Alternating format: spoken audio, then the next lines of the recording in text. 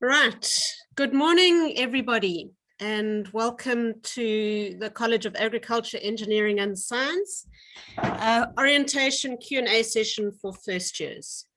My name is Sally Frost. I'm the Public Relations Manager in the college, and we're very glad to have you join our college and start your academic journey in agriculture, engineering and science.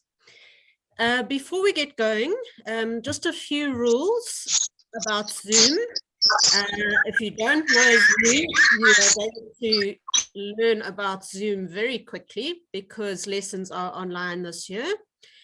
Very important, please put your microphone on mute, because if you are not on mute, then the sound is distorted for everyone and we can't hear each other. So please make sure you are on mute. If you're speaking, then you can unmute yourselves. Otherwise, please put your phone or your computer on mute. If you want to save data, then turn off your camera. The mute and camera buttons on the bottom left of your screen. For best viewing, the top right of your screen, you can toggle between speaker and gallery view. It would be better to be in speaker view so that you can see the speaker clearly. We're sorry that we have to meet you online. Normally we meet you on campus and we have a lovely orientation program for you, but we are still online for this semester, so we will do the best that we can to make you settle into varsity life. Okay, the format for this morning, a lot of questions have come in about registration, orientation, studying online. So we're going to answer your questions as best we can. And we've got a few videos to show you. But firstly, to kick off the program, I'd like to call our Dean of Teaching and Learning in the college, Professor Naven Chetty, who is ultimately responsible for your academic journey with us, to say a few words. Naven, over to you.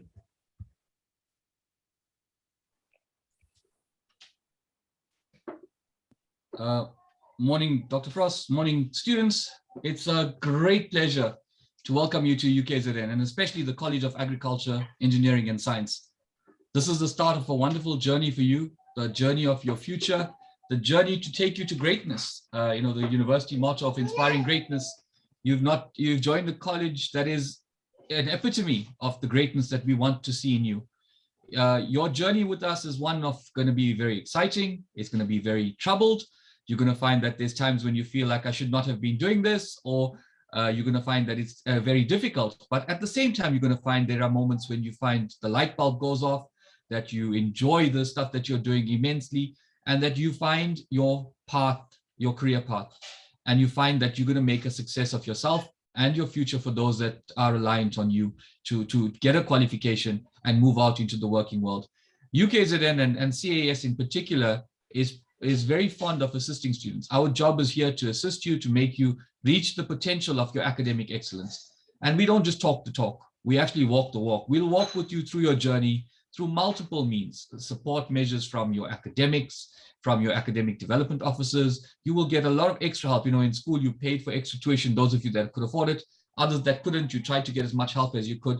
The university and in College of Agriculture, Engineering and Science, we spend a lot of money to give you that extra help so that you can reach your full potential. In whatever we do, our aim and our main interest is your best interest at heart. So we try to give you a quality education that is internationally recognized, but at the same time to give you skills that will prepare you for a lifetime of employment. What you learn in the 3 years or your 4 years of your qualification should be enough to help you deal with the rest of your life and the rest of your working world. Most of us stay in jobs after we finish graduation for about 40 years before we can retire. So hopefully the skills you learn within those 3 or 4 years will help you gain the necessary competence to work in the working world and become a productive member of society. Whether you choose to become an employee of somebody, whether you choose to run your own business, or whether you choose to go into the world of research and academia, but as long as the skills that we give you are something that enables you to make you a productive member of society and for you to make a valuable contribution. In whatever we do, we are keen to see you succeed. In that respect, we have a number of policies and rules in place that we have to adhere to ensure that the high standards that we want you to achieve are maintained. But at the same time, we also have a very open door policy of you interacting with us. You know, it's very strange to be using the Zoom format. I mean, for 3 years now, we've sort of worked in the same manner, but it's something we've become accustomed to, and we can work still with you, still give you that personal experience. So whether we are online, whether we are face-to-face, your experience is paramount to us, and we want to ensure that you have the best possible experience we can give you. So in whatever we're going to be introducing you today, you will notice that it's all centered around you. You are the most valuable person that, today and going forward, and it is what us making sure you reach your potential. Some of you are going to be the first generation of your families to come to university, and we hope you can live up to the expectations and make them proud. So without holding you up much further, I'm going to again welcome you. Thank you for choosing the best college in the university. Thank you for choosing to come to CAES, and we hope that we can live up to your expectations and that you can live up to the expectations we know you certainly can. What you will hear today is about how we can get you to engage better, how we will make your journey a lot smoother. And as a first year, we know there's going to be serious concerns that you have about how things work and how everything is going to fit together. Hopefully by the end of this day today, you would know exactly what you need to do and how it works. So great. Thank you all for your time this morning, and I hope that you really do benefit from this. Over to you, Dr. Frost. Thank you. Thanks very much, Naven. Just some housekeeping. I gather we've reached the maximum number in this session, so I'm going to make it live on YouTube. But if you have friends who haven't entered the session, don't panic, because we are recording this session and we will put it onto YouTube so you can watch it later.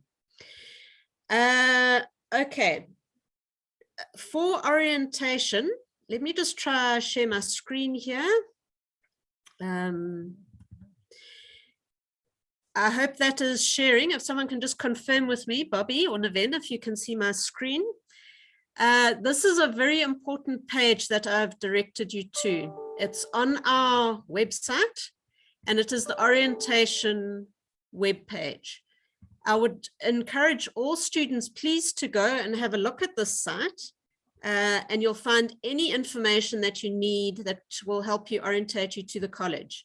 There's a welcome from our head of college, Professor Modi. There's some excellent videos that I recommend that you watch that introduce you to the college and your journey with us. You can watch it in either English or Zulu, and they show you around the different campuses. There's information for students. We've divided it into those studying agriculture or science and those studying engineering. If you scroll down, there's all sorts of information pertinent to your degrees. Funding information as well, ICS information, COVID protocol information. It's all there. Then there are a lot of student resources, student support services. Shelley's team is here, so we will hear more about that. Useful links and frequently asked questions that we have. There are a whole lot of answers there. Then their contact lists of people you need to get hold of, their campus maps, and some very good videos that take you around the different campuses that you are studying on. So please visit the site in your own time. So it's caes.ukzn.ac.za/orientation. And that will show you information that you need. Right, we're going to go into the question and answer now. So we've had a lot of questions that have come in from students. And obviously what was highest in your mind is how to register to get on with your studies. So I've asked Ausi Luthuli, who is involved with academic administration on the Howard College campus, just to talk us through what you have to do to register with the college. Ausi, if you're here, if you can unmute yourself and talk us through the process. Good morning and welcome to UKZN, College of Agriculture, Engineering and Science. Firstly, the first step that you need to do, you need to go to the university website, ukzn.ac.za students, and click on the site and go to the Student Central and enter entry under Discovery. You will then need to enter your student number and click on Proceed. At the next screen, enter your student number and enter your PIN. But obviously you won't have a PIN because you are a new student. If you do not have a PIN, then click on Request a PIN. This will come to your cell phone number. So we are hoping that you have not changed your cell phone number when you're doing that, or else it's going to go to the old cell phone number. Go back once you have your PIN, enter your student number, PIN, and click log in. And then once you are finished, it will create a new PIN for you. Then you need to click on Continue. It will take you to self-help registration. Click on Continue and then click on UKZN web registration. Once you've clicked on web registration, you will need to go in and click on rules and regulations, which you need to read. Please make sure you read them and then accept them. All right. You will then be, you will not be allowed to proceed with registration if you have not done so. So if you skip that process, which means it will not take you to the next step of you to continue with your registration. Once accepted, click on the address validation link. This is also important because maybe your address may have changed, so that we'll be able to communicate with you. Check your address details and update where if it's necessary. Once that is done, click your contact details. Please ensure that your email and your cell phone number are correct. These will be the main form of communication between the university and yourself. Now we start with the registration. You will need to click on New Registration Link. You will have multiple possible qualification available to you. So you will click what is, for example, whether you'll click what you've been accepted for, and then you carry on. Ausi, can I just stop you one moment? Okay. I just want to check, can you share your screen so they can see what you're talking about? Okay, all right. Do you know how to do that? Yes, yes. Okay.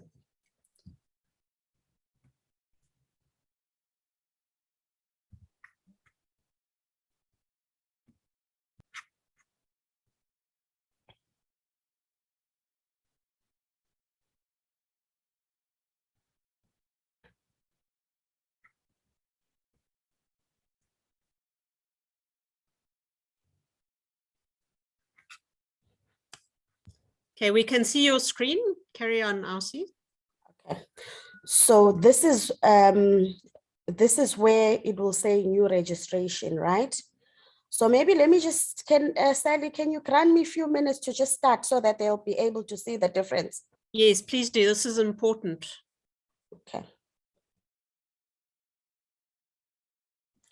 So this is where, sorry.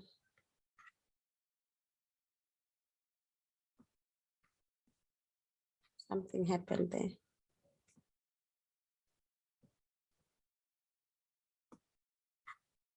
Okay. So the registration will be something like this, right? So when you go on to Student Central, you'll see all these tabs, and these are very important because you need to go from one tab to the next in order for you to finalize your registration. So I did mention the rules and regulations. So this is what you need to click and then accept the registration. And then secondly, you'll go on to validating your address, which is also very important. Then you'll need to validate your personal contact details before you can proceed. Once that is done, all these steps are followed, then it will take you to new registration. Okay.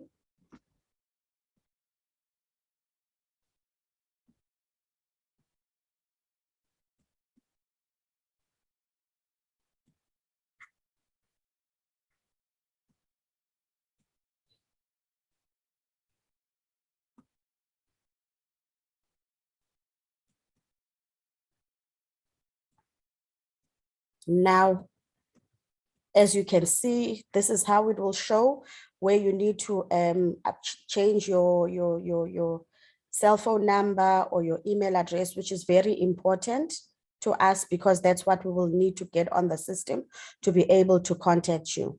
And then you go on to new registration screen. All right. I've tried to make it bigger. Can you all see this? I hope you can. Yes, we can see it, Ausi. Okay. So I did mention that you'll need to click your specific qualification or your major. So this is where, when you start the new registration, it will prompt you and then you will click, you will select it. And then it will take you here to new registration. Please ensure that your qualification display is correct and also select your major. For example, it can be one of the science degrees, and then you need to make sure that you click on the right major, so that because this step is very important, because if you click the wrong major, it's going to give you other subjects. So you need to make sure that you click the right qualification and the right major for you. And then once you've done that, you need to then save and continue.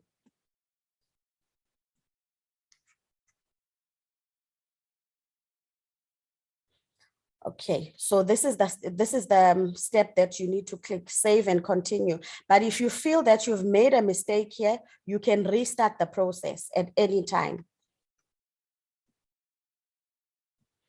And then select your modules, which you'll be guided according to how many what modules you'll be doing, keeping in mind the rules per group of modules.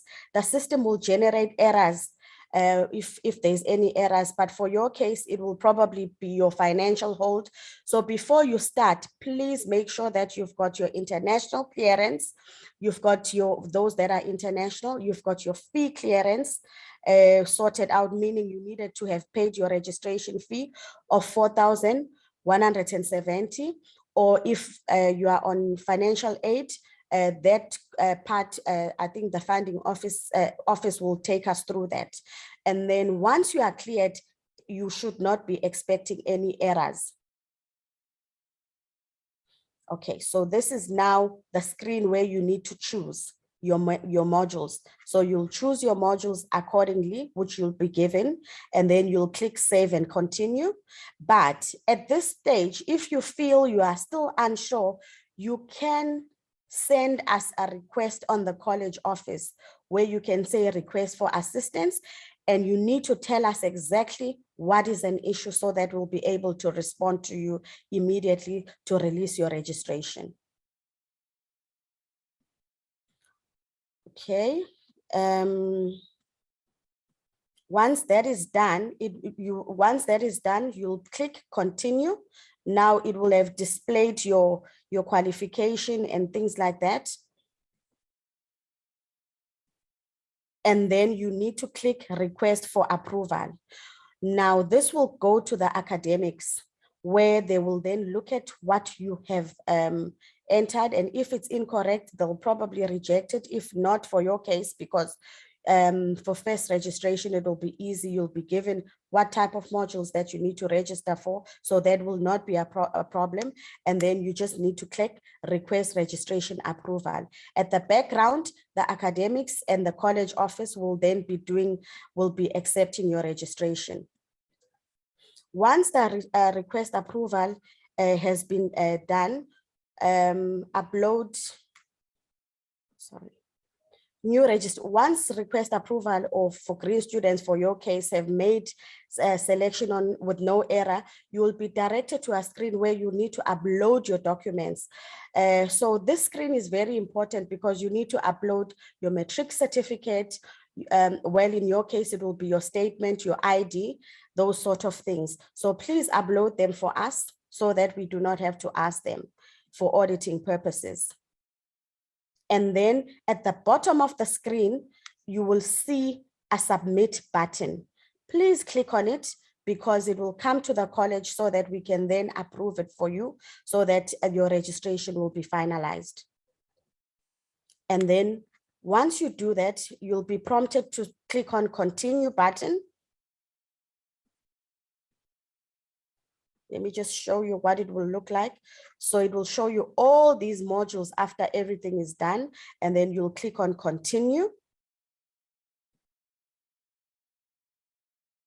And then you will then be presented the cost, which is very important, the cost of your registration to finalize your registration.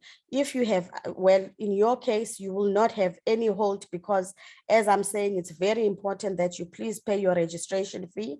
You do your international clearance so that you won't have any fee hold. Once that is done, so can you see now, all the modules that you would have selected will come up like this, and then you will then be prompted to click to accept the registration. But if you feel that maybe you've missed another module, you can at any point restart the process. And then once you have finished and you've clicked on accept registration, you will have a prompt message that will pop in, a pop-up that will say you have successfully completed your registration. Please log out and proceed to RMS for your student card. And then you'll just say, okay. And then after this, it will show you your proof of registration. So it will show you all the modules that you've done. Now, at this point, please make sure that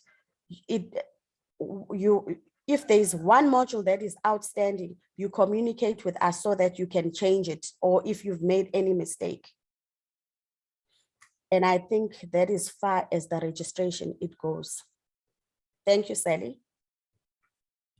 Okay, thanks very much, Ausi. I'm sure students, that's all quite complicated, but don't panic. There are mentors here to help you. And Boby will be describing this process later. But we're going to move on to the next section of questions. Panelists, there are a lot of questions coming in on the chat. Please won't you monitor them and answer them as they come in. But in the meantime, I'm seeing lots of questions about fee clearance, how do you pay your fees, funding. Marcia, are you here? And could you just talk people through the financial side of things? If you can unmute yourself. And Ausi, please stop sharing.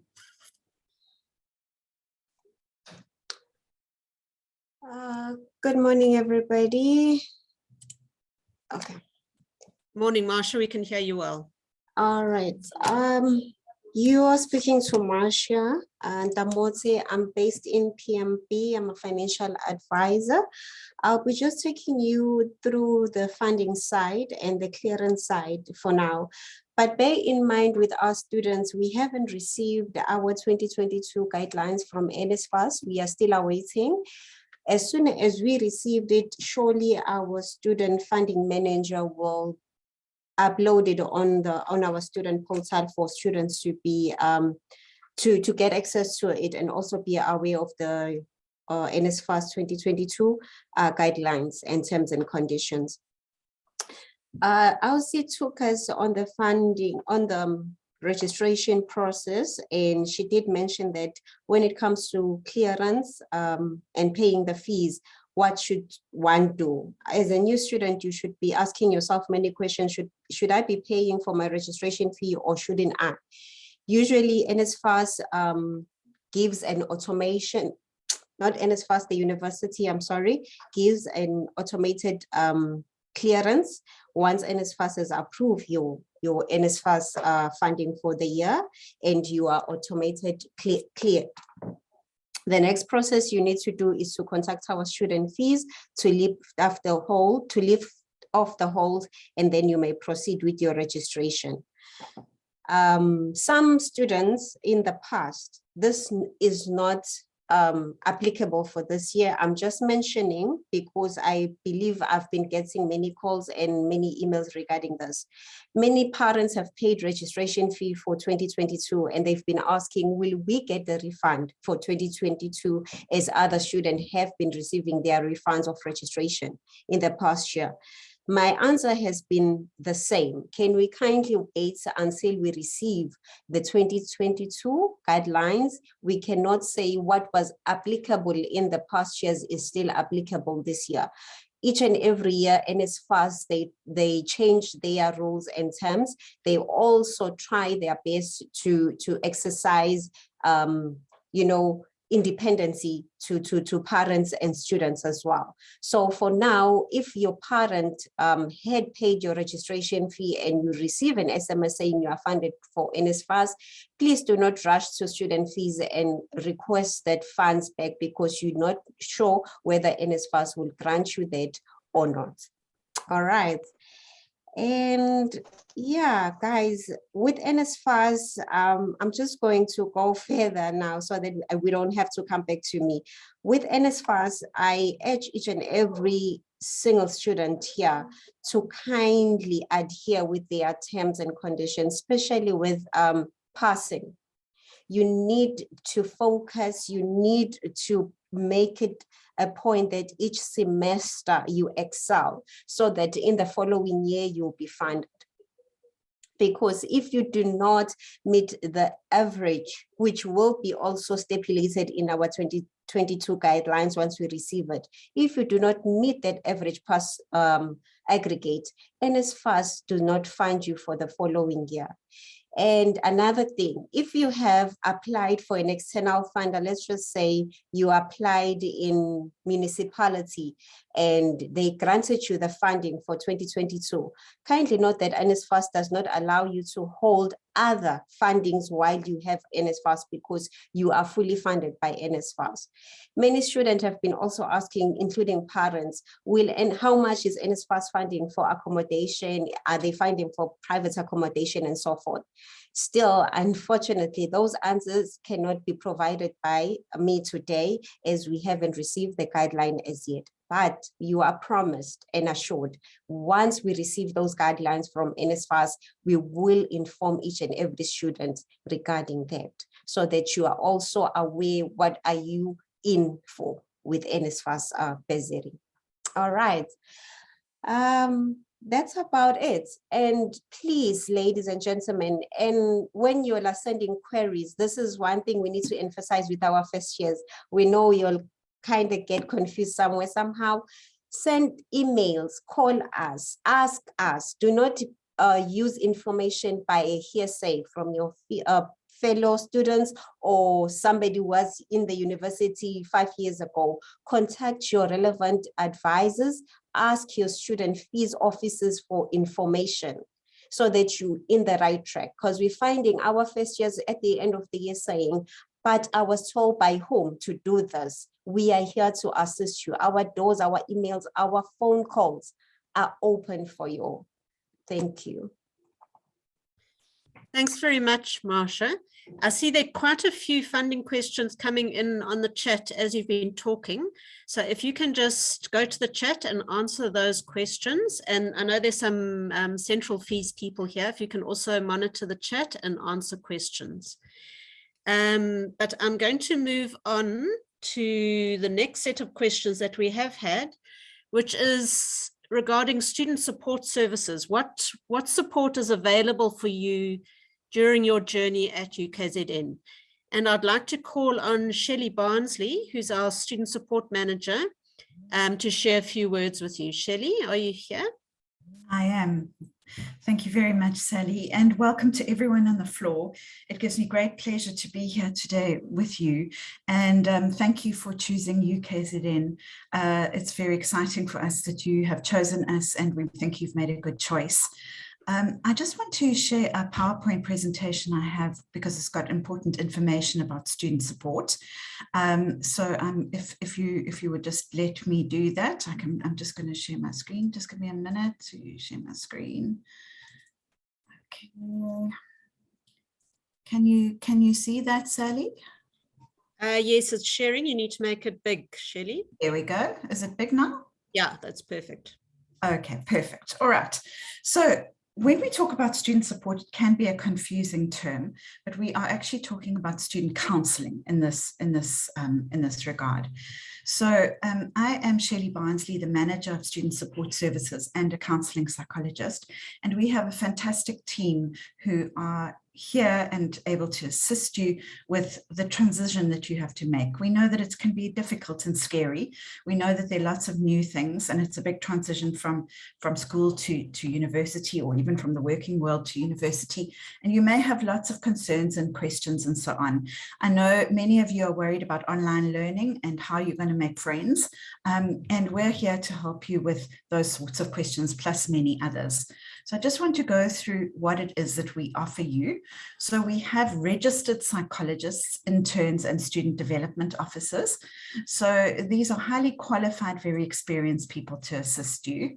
We are based on the Westville campus in the Oliver Tambo building on the 4th floor, Howard College, the Desmond Clarence building on the 3rd floor, and in Pietermaritzburg on the first ground floor of the college admin building. This counselling is free and confidential. We're not going to be telling your parents or your lecturers what you've said, or your friends for that matter, actually nobody. So please be assured that what you say will be kept safe with us. The kinds of services that we offer, there are many. So we offer individual counselling and psychotherapy, and this could be for any kind of problem that you might have: depression, anxiety, stress, relationships, family problems, gender-based violence, whatever kind of problem that you have, managing your study skills and so on. This is the kind of thing that you can seek assistance from us for. Individual counselling is offered in isiZulu and in English. You can choose, because we have isiZulu counsellors as well. We also offer academic risk assessments. So if you are not coping, we will try and help you to identify the barriers to your academic success and design interventions to help you to cope. Then we have a number of psychological assessments that we can do. So for example, if you're a person that feels that you are a very slow reader or slow writer, and you think that there's some neurological condition that you might have, you can come to us and we can do a psychological assessment to assess whether you qualify for extra time in exams and tests. We also will help with any crisis that you have. We also do career assessments. So if you're not sure which career you should be choosing, we do these career assessments. We also do a lot of group work and group psychotherapy, and we have a very nice group called the Student Mothers Support Group. We also have other groups that deal with depression, anxiety, coping with the online learning environment, and so on. Again, these are free, and these group sessions are small groups that are, co-facilitated by yourselves. Then a very important aspect is our life skills workshops that we offer, and we have a number of those that will be taking place. Some of them will be part of the first year experience program. Others you will be able to take part in via our web, and I'll give you the web details just now. There are lots of very nice resources on our website, so I really encourage you to go there and have a look. Then study skills, we know that, university is a different kind of learning style. There's more independent learning and so on, and that online learning can be very stressful, as you're going to be doing online learning in the first semester. So we are here to help you with that. And then we have something called the Learning Enhancement Checklist Revised. I hope that you won't need to do this. This is for students who don't do well, who fail some modules, and you will be required to have to do this so that we can assist you to make sure that you actually can pass and get back onto green academic standing, which is good academic standing. So there are my contact details, which you will also be, you'll have access to. And if you have any queries or anything that's regarding psychosocial counselling and therapy and so on, please let me know. Then we have our student development officers, and here they are, also with their contact details. We have interns, so these are our Maritzburg people. Here are people on Howard College campus, and here are people currently at Westville campus. and that's the last person. So currently we are doing online counseling. So what we do is you make a booking online, and I'll show you how to do that just now. And then we will send you a Zoom link, and we do it via Zoom. Again, you might be unfamiliar with this mode, but I can promise you that it works very well. Don't be afraid. Just try it out, even if you're not sure. And if you hate it, you don't have to come back. But what we do know is that it works very well for many people, and that people end up enjoying it. So how do you go about making an appointment for counseling? It's very simple. You go to this website, you fill in your personal details once, so it's a once-off registration, and then you can make bookings from anywhere, and you can cancel or change your bookings. You will also receive a confirmation of your booking once it's approved, and reminders of your appointment via email. So as I said to you, we are doing counseling currently online via Zoom. So this is our website. So I'd really like to encourage you to have a look at it. You can meet the team there. All this information I'm giving you is on the website, as well as some excellent resources. So we also are on Facebook. Please go to our Facebook page and have a look. And you can see a screenshot of our Facebook page, and we are also on Instagram. So we have an email address. If you have any inquiries, please remember these are inquiries related to psychological or psychosocial issues. We're not able to help you with registration queries or queries about your funding and so on, or about your curriculum. That's done by the academic leaders and the academic development officers, the curriculum queries, and other things are done by financial aid, registration by the college office. We also have a toll-free line that you can call if you want to make a booking, or if you have an emergency. That is the toll-free line number. It operates from Monday to Friday from 8 o'clock to 4:30. Our website, I've already spoken to you about that. I've also told you about the bookings, and this is how you can connect with us via social media. So this is our Facebook and our Instagram. I also just wanted to, before I hand over to Sanele, I just wanted to talk to you about some emergency numbers that you might need. The one that I particularly want to mention to you is this National Health Line for university students. It is a crisis line.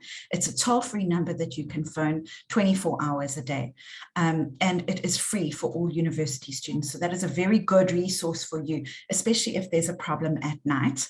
Then there's also SADAG, which is also an excellent resource. And if you are suffering with issues to do with suicidality, or you know a friend who is, there is this crisis line available. So these are some of the kinds of important emergency contacts that you might want to take note of and put onto your phone, because you never know when you might need them. So just in closing, what I do want to say is some people are unfamiliar with counseling, or they think counseling is only for people who are crazy. And I'm here to tell you it's not about that. It's about enabling you to live your best life and be your best self. It's not something which should be seen as something which is shameful, or something which only weak people need. It's for everybody. And I really want to encourage you to make use of our services. You will find that we're lovely people, very kind, very compassionate, and we're here for you. And it's a wonderful free service for you. If you were to go into the private sector, you would pay a lot of money for such a service, and UKZN offers this service to you for free. So please, can I encourage you to make use of it, and for any kind of issue that you might have, any kind of psychological issue or psychosocial issue that you might have. I'd now like to hand over to Sanele Zuma, if that's okay with you, Sally. He's going to talk to you in isiZulu to just share some of the information that I have spoken to you about in English. Shelley, that's fine, but I don't think Sanele is here. Sanele, if you are here, please. I'm here. I'm joining through Marcia. From Marcia. Okay, over to you, Sanele. All right. Thanks, Shelley. Can I start? Okay. I'm battling to get my video on here. But anyway, Sanele, Mr. Zuma. Yeah, and Lungu Student Support Services. okumnyango basically onakekela abafundi. And njengoba seshilo uShelley Barnsley siqashelwe nje ukusho ukuthi sokusupporta njengoba ula e-university. Siyazi ukuthi mawuse esikoleni usuke unothisha but abekho abantu ngempela ongathi baqashelwe ukuthi bakulekelele entweni enjalo. So ukusiza kwethu kuseyigabeni entathu kahle kahle. One ukukunakekela nje ngezimo obhekana nazo empilweni. And asikho isimo esincane, asikho isimo esikhulu la. Noma yini nje exakayo nengenza ukuthi izinto zakho zesikole zishayeke. Sikulindele ukusho ukuthi uzofika kuthini ukwazi sixoxisane ululekwe la ululeke khona uboniswe la uboniswa khona. Njengoba kade seshilo uShelley usho ukuthi lokhu sikwenza ngokukhulu ukuhlonipha into oyixoxayo ayixoxelwa abanye abantu. So noma yini ozoyixoxa counseling inqobo nje usho ukuthi sikusize ngayo ngaphandle kokusho ukuthi yaziwe abanye abantu ngaphandle kwevume yakho. So nje abanye ngayinto ezincane mhlawumbe usho ukuthi uyafika la university akajwayeli, mhlawumbe omunye uyahluleka ukwenza abangani, mhlawumbe omunye uyastrugglisha kwi-degree yakhe, into enjalo nje, o mhlawumbe inkinga zasekhaya, kuningi nje esibhekane nayo empilweni. Noma yini obona ngathi nesandla ukuphazamisa ukufunda kwakho, khuluma, siyakwazi ukusiza ngayo. Esinye isigaba sesibili kuba ukusiza kwemikhakha yenu, ngoba nesiqiniseko usho njengoba sila sonke akusiwo wonke umuntu okwi-degree ayifisayo. Abanye bethu bathe ngiyithathile nje le kodwa bengifisa ukwenza ukuthile okuwukuthi nokuthi. Mhlawumbe uthola ukuthi umuntu usemanqika akasazi nokusho ukuthi iyahambelana nento ayenzayo naye. So sikusize ngalezo zinto usho ukuthi uthole ngokomkhakha wakho esikubiza career counseling. Mawula university maningi amakhono azokuphoqa ukuthi ube nawo. Amanyawo nje ukumanager kahle isikhathi sakho, sikubiza time management. Ngoba university kahle kahle akuyona eyeziqenqe. Ungaba umuntu impela ohlakaniphe kakhulu still kungenzeki kahle la. University yabantu abasebenza ngokuzikhandla. Ukuzikhandla kwakho uzolala ekutheni isikhathi sakho uyakwazi ukuhlela nokusigcina kahle. Abafundi abaningi baye babe nenkinga lo ngoba uvarsity impilo imnandi la, uthola abangani, ujwayele nezinto ezithile, kube nzima ukubalansisa umsebenzi wakho wesikole nempilo yakho social. So kuyekusiza ukusho ukuthi usibone mawukuthi ushawa na into enjalo. Nendlela zokufunda nje obufunda ngazo e-high school cishe asifani nendlela okuzophoqelela ukuthi ufunde ngazo la, because sazile kuzo primary la sesifundela uku-understand hayi ukuthi ukhumbule. So into enjalo sesisiza kakhulu ngazo. So ngalawo mazwi nje kithi niqikelele ukusho ukuthi counseling inenza abangani benu, abantu abaqashelwe nje ukuzosiza nina, abantu bamba isandla ukuze noma kuthiwa yini ohlangana nayo usesela ayithikabeze kutheni ufeze amaphupho akho lawo wafisayo ukuthi ugcine uphuma ne-qualification yakho. I'll stop there, Sally.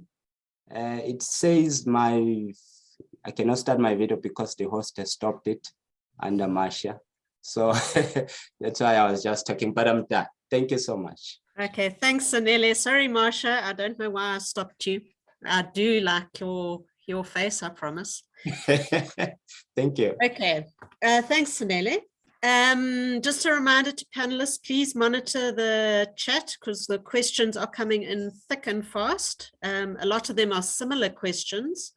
And if students just also look at the chat because there are answers being put there. We are live on Facebook, so tell your friends. We've got about 100 people watching currently.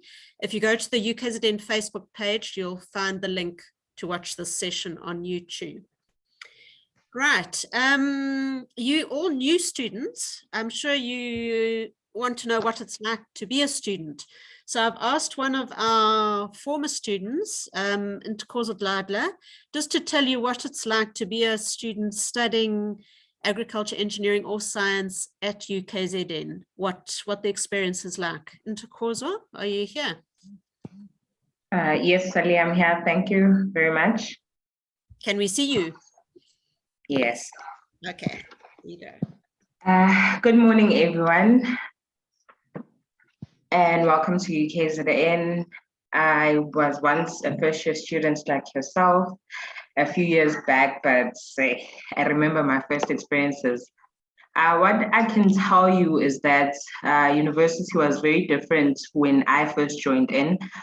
It was still very physical contact, on-campus learning. However, things have evolved. However, there are systems in place and different departments to help you ease through the online learning process so that you get the best information.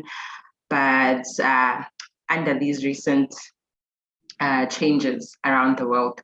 So what I can tell you from my experience is that the university is very forthcoming with helping you achieving your goals. So what you come here to do, the university wants to help you. They are not against you. There will be talks around campus, there will be negative comments from other students, but you need to remember why you came here. That's the most important thing. Remember why you chose that degree, why you chose UKZN, and focus on that. You will find difficulties during some instances, maybe you're not understanding the content of what you're learning, or you're not able to grasp the information as fast as you need to, because the learning is much more of a faster pace than it was in high school. So that's another thing that you need to get your head around, and you need to have your timetables in place. So know when you're studying which module and know how much time and effort is required for you to complete that module, because some modules you find there are 16 credits, some are 8 credits, but it doesn't mean you need to focus less. You just need to know exactly what is going on with each module, how much time you need to study on your own, because as much as it's important to attend your lectures and tutorials, but you need to have set time to study so that you don't get too pressured when it comes to submissions and tests and deadlines. And just so you know, this is the most intense college you can ever join. So if you've already registered, it's too late to leave now. You just need to put your mind to it, because we don't have time to relax. We don't have time to waste. Lecture starts from 7:45 up until 5 with pracs and everything. So you need to put yourself in that mindset from day one, so that you don't crash and burn towards the end of the semester. What I would tell you is watch out for the jacaranda trees. We have very beautiful jacaranda trees in and around campus. So once those start blooming, you must know that your time to play is over, because you've already submitted all your tests, you've already done all, you're supposed to have done all your tutorials.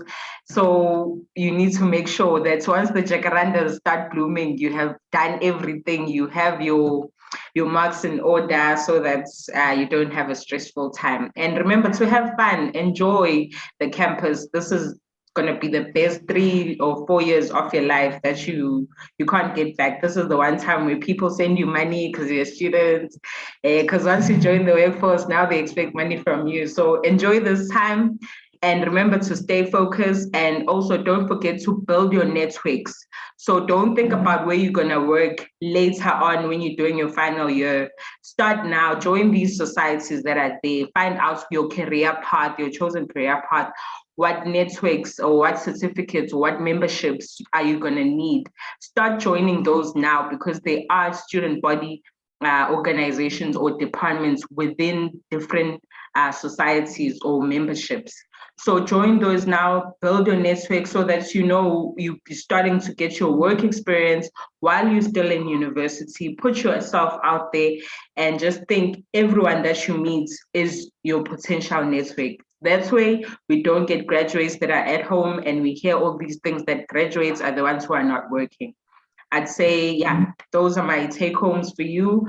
Remember why you chose this career path, why you're here, have fun, balance. Everything needs a balance. You can't work all the time. So have a hobby, have a society that you can be a part of, build your networks. That way you have a great experience, and use all the departments, the student supports, the academic officers.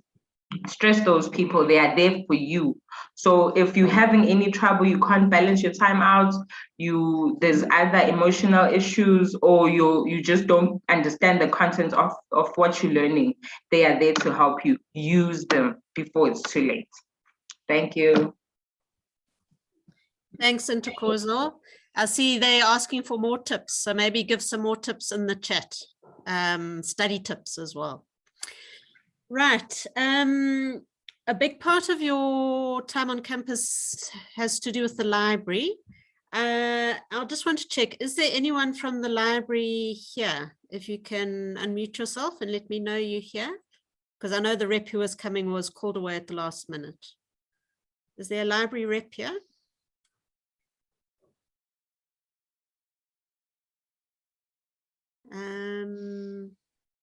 Okay, I'm not hearing anyone. Maybe message me if there is someone from the library here personally on the chat, but we'll move on then. I saw Trevor Abrams was here. An issue that you will be concerned about will be safety on campus. Are you safe? How do you keep yourself safe? And Trevor is a very wise old owl who has some good tips for you. So Trevor, please, if you can unmute yourself and just talk to us a little bit about safety on campus. Over to you, Trevor.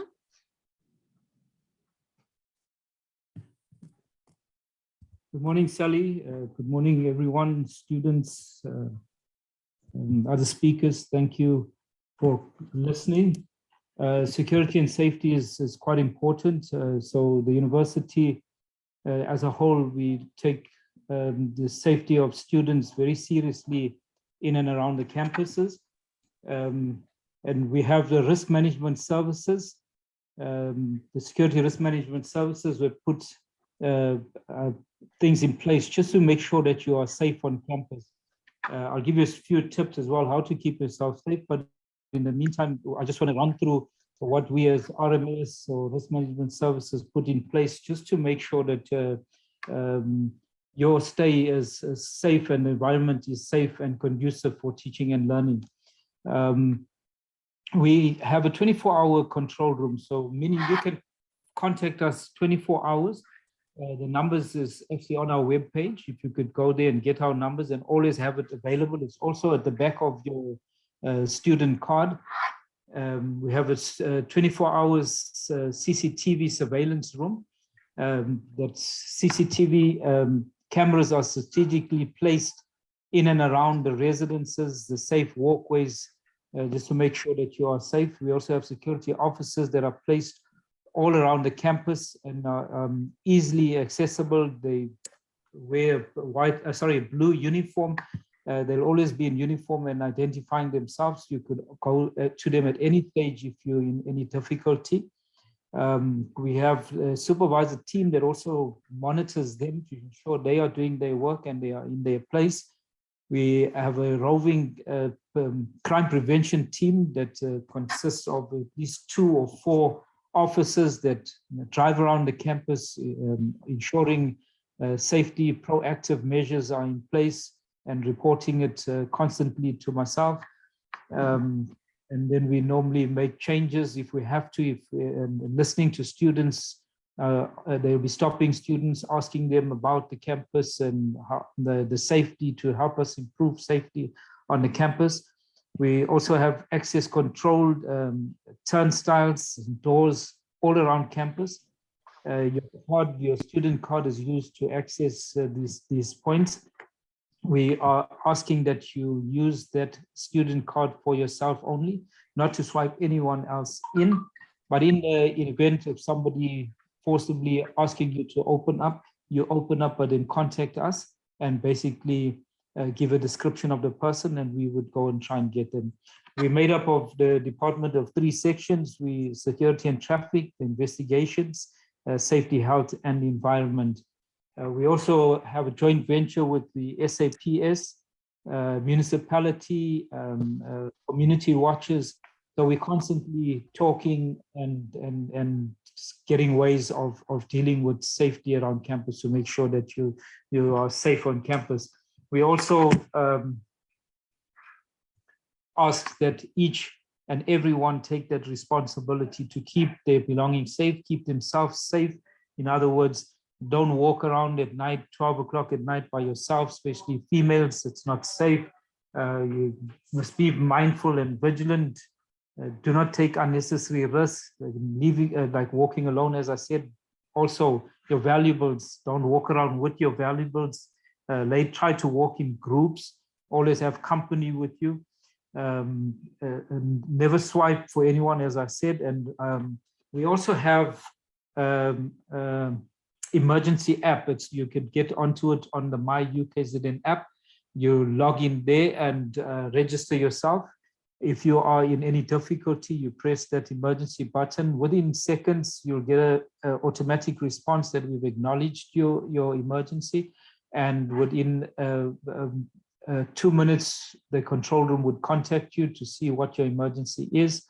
In the event of your cell phone being stolen, that system also can track and trace.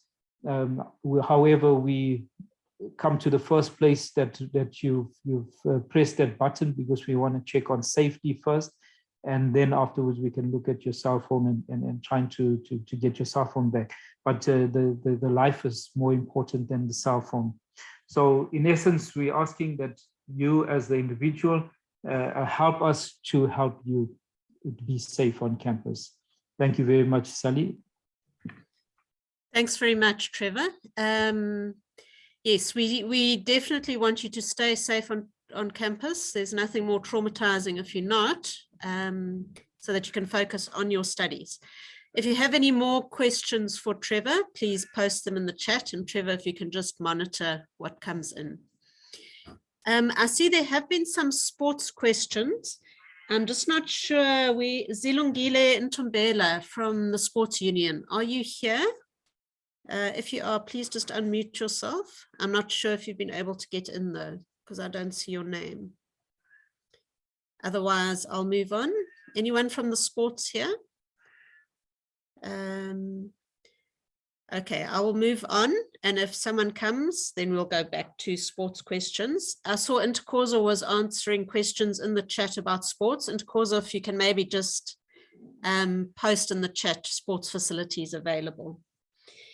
There are lots of questions about residence life. When do I move into res? How do I know if I have a place in res? And we have Phumelele Vezi from the resident services here with us. Phumelele, if you can please unmute yourself and show yourself and just talk us through the residence process. Good morning, everyone. My name is Phumelele Vezi from Department of Student and Resident Affairs. I'm here to take you through some processes for the residents, how the selection is made for the first year students.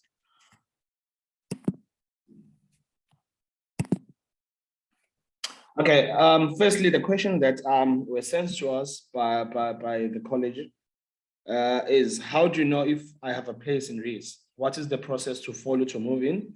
What are the UKZN residents look like? The first question,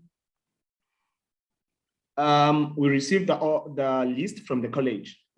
The Department of Student Residence Affairs don't do the selection. Only the college office that do the selection for the student that did mention on the CAO while they're applying, that's the required residences. Then we receive the list from that college.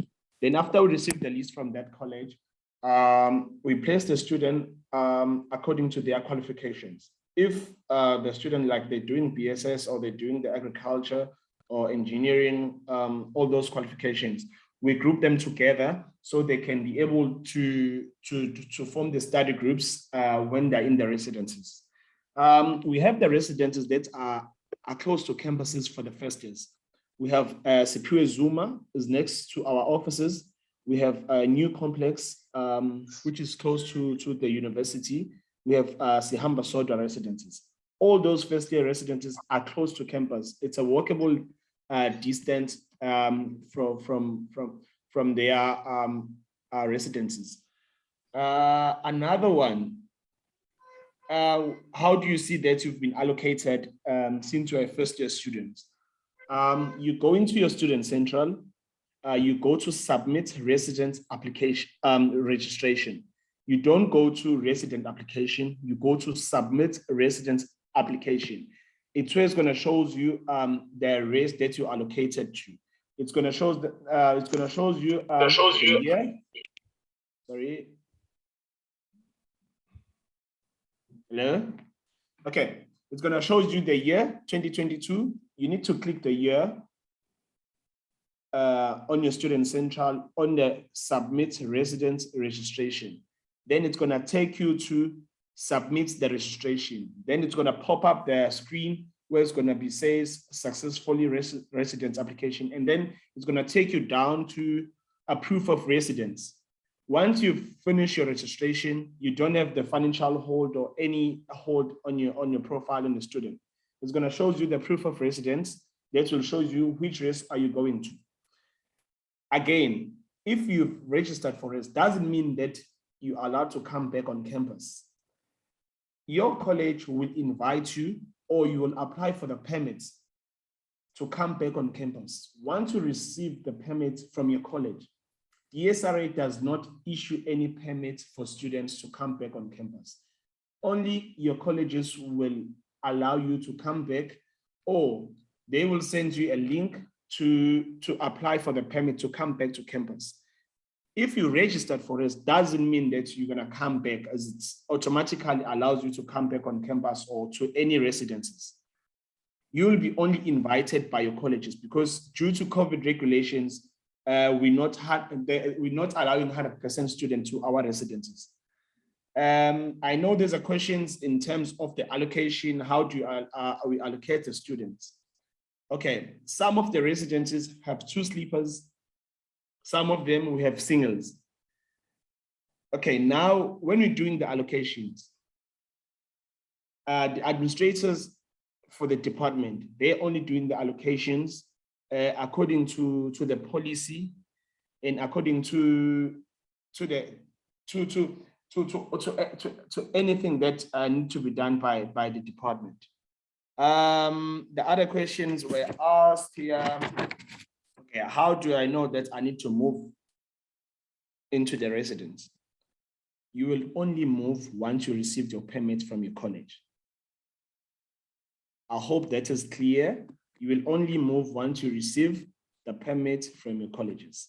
You're not gonna move into residences if you don't have a permit, if you're not invited back from your colleges. I think, Sally, all the questions have been covered. Thanks very much, Mr. Vezi. If there are people who still have residence questions, please put them in the chat, and Phumelele, if you can just monitor and answer them there. And we will move on now to more ICS issues. So I'm sure there are lots of you wondering about your data allocation, your email addresses, how the online world works. So we have the very helpful Lungi here, Lungi Ngwane. If you can unmute yourself and show yourself and just talk us through issues related to ICS. Hi, everyone. I hope you can see me. Yes, we can see you and hear you. All right, so I'm gonna have to stop my video because I just wanted to say hi. And then I'm just gonna share my screen quickly. All right, I can't do that, but I'll begin. I'm from the ICS division. At the ICS division, we are separated into various units, but I'm just going to talk briefly about the services that you can expect and that are available to you as a student at UKZN. So as a student, first and foremost, you've got access to Office 365. That means that you can install a free copy of Office, so that's PowerPoint, Excel, Word, etc., as well as you have access to email. You can install these on your devices. You have a limit of the number of times you can install them. So in other words, you can install them on up to 5 devices. After that, you will not be able to install it. And you have to be a registered student for the subscription to continue for you, right? Your email address forms part of that, and I'll touch on that a bit later. You also have a space to save on the network drive. So there is a drive if you are on campus. So for those who are going to be in res and those who are going to get permits to be on campus, and you are going to be utilizing the university student lands, there is a drive that allows you to save, and it sort of follows you. So if I'm studying at Howard College, I can log in and access that drive. I also have access to logging off, going to, let's say I have res at Westville, then I go to Westville, I can log into the LAN at Westville and the work will also be there. So it sort of follows you in a way. You also have access to follow me printing. So if you if you send something for printing at Westville, you can pick it up at Howard, for example, all right? You also have, for those who have permits, have access to on-campus lands. These obviously are subdivided. So there are some undergraduate, there's some postgraduates, some are discipline specific. So let's say, for example, there's an architecture land. Obviously, students that are not from that school will not be able to access that land. Also, sometimes there are pieces of software that are, specialty software for your course or your discipline. So those type of specialty lands will have that kind of software. That software will not be available on all lands across campuses. Then you also have an app. It's called the My UKZN app. You can download it and just look at it. It has very good functionality. Also, you have access to a software repository site, right? We call it Software Rep. And I will put links to all of this in the chat. Software Rep gives you access to download software that's available to you as a UKZN student. Please note that what's available on Software Rep is not a concise list. Again, there are some pieces of software that are extremely specialized to certain disciplines. Those will be available in those specialized, with those specialized IT people in those lands. Also, you will have access to, and just as a note, I will answer questions in the chat as soon as I'm done with this information. As a student, you also have access to getting your machine imaged. That it means getting a copy of the of an operating system on your machine. Of course, though, this also depends on the spec of machine that you have, right? It always does seem like a good idea to get, a very low cost machine, but sometimes the low cost machine specs don't allow, they don't allow the operating system to be loaded onto your machine. So just maybe try and get something that's standard, but not too low. I know there are some machines, certain retailers will sell them for like 3,000 Rand, and they'll work in general, but you'll find that they're very slow and things like that. If you want to be advised on the type of spec machine, especially considering this college, I would suggest that you speak to the IT officers or someone at the walk-in center, and they will give you more information with regards to the spec of machine you should look for. All right, then also as a student, you will have a monthly data allocated, you'll get monthly data allocated to you. Now, as of now, with the first year experience program, you'll be getting data to be able to participate in this program. this data is being sent to those who have a status of accept offer, deposit paid.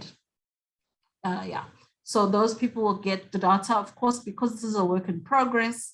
And it's not like we've had a cutoff for accepting offers at the moment. It will be weekly, but once the term starts, you will then get data allocated monthly. Now, it's very important. We do understand that you get, sometimes phones get lost or SIM cards go missing or become corrupt, and you are using your aunt's number from way back when, and your uncle gave you this phone and now you can't get some up, and all the usual stories. This is why we have what is called the Locate Me app.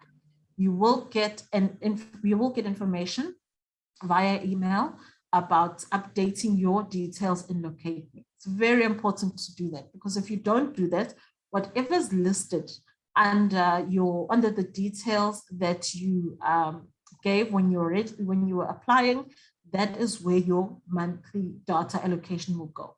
Unfortunately, once it's been allocated under your name, it can't be reallocated again. You will have to wait till the following month. So as soon as that email comes out and says, update your details on Locate Me, please do go and update your details on Locate Me. It will make your life much easier.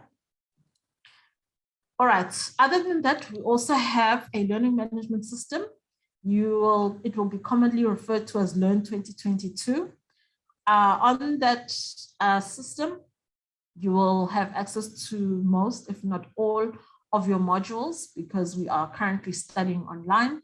You'll be able to see or get communication from your lecturers, any notes, any Zoom meeting links, any activities that you need to participate in, from quizzes to assignments to choice activities. There's a whole lot of things that you can do on the Learn 2022 system. Now, I'm just going to put it in order of sequence so you can understand where all this ties in. The first thing you do is you accept your offer. Once you've accepted your offer and the status has changed to accept firm offer deposit paid on status check, you will then be able to register, right? Once your registration is complete, if you're having issues with registration, again, please go back to the colleges. At IT, we won't be able to assist you with that. Once your registration is complete, you need to wait at least half a day. During that time, the system will be generating your email address and your login details and things like that, right? Once you have waited for some time, if you have gone through the first year experience course, you will then be able to access your email, because it'll tell you exactly how to access your email, how to change the default password and items like that. Once you have done all of that, you will then be able to log into Learn 2022 and see if any modules have been made available to you.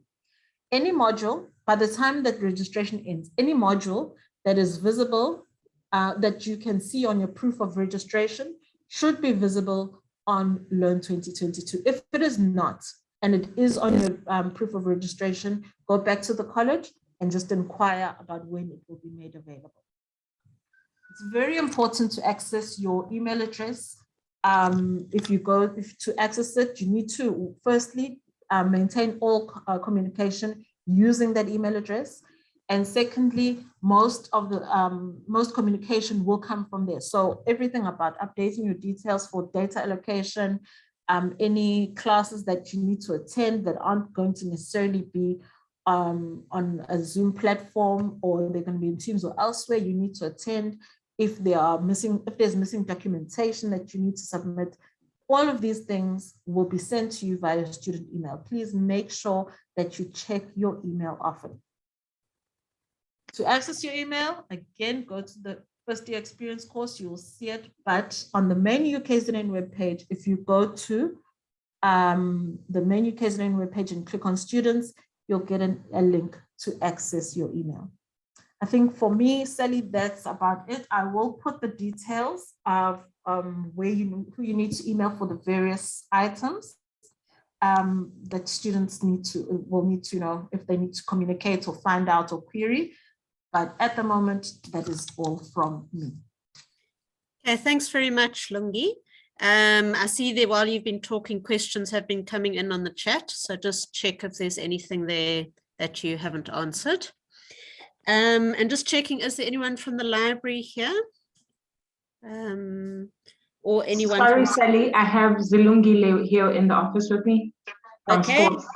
From sports. All right, Yes. let's just have a quick chat about sports that are available to you, because varsity isn't only work, it's also some play. So Zilungile, over to you. If you can just talk us quickly through that. Good morning, everyone. As UKZN sports, especially in Pietermaritzburg, the sports that we cover, it's athletics, basketball, soccer, netball, swimming. But swimming, we don't offer it comparatively. We offer it as we do free swimming lessons.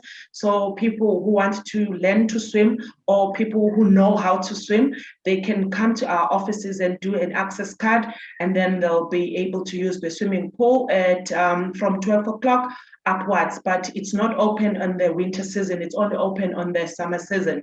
And then also we offer rowing on campus. It's indoor rowing and outdoor rowing. So people who do, who might have interest or who have done rowing before, you are more than welcome to come and join the club. We also do tennis. Tennis is competitively and we also do it socially. So if you still want to learn how to do, how to play tennis, you are still welcome to do so. We do have beginners. We do have intermediate and advanced. We have also the squash courts that are available. We do not offer squash as a code on this campus at Pietermaritzburg, but it's done in Durban competitively. But if you want to play, and the courts are available here in Pietermaritzburg, but you have to do an access card as well. And then we also have netball at a competitive level and also at a social level. We have soccer. Soccer is socially, we play residence league. You can register in any residence that you are in, and then you play soccer for your residence. We play very competitively at for residence league. And then we have a campus team, also have a central team for UKZN that plays for Varsity Cup. We also have rugby. Rugby is also a competitive sport, women's rugby and male rugby. We play sevens. We also offer 15s. We play for the USA's University Sports South Africa, and we also play Varsity Shield, which is another competition at a higher level for the universities. And we also offer, there's quite a lot of range of other sporting codes that we do offer. We do have e-hockey as well, and we also have cricket. And then if you want to be part of one of our codes, there is a fee that we charge for students.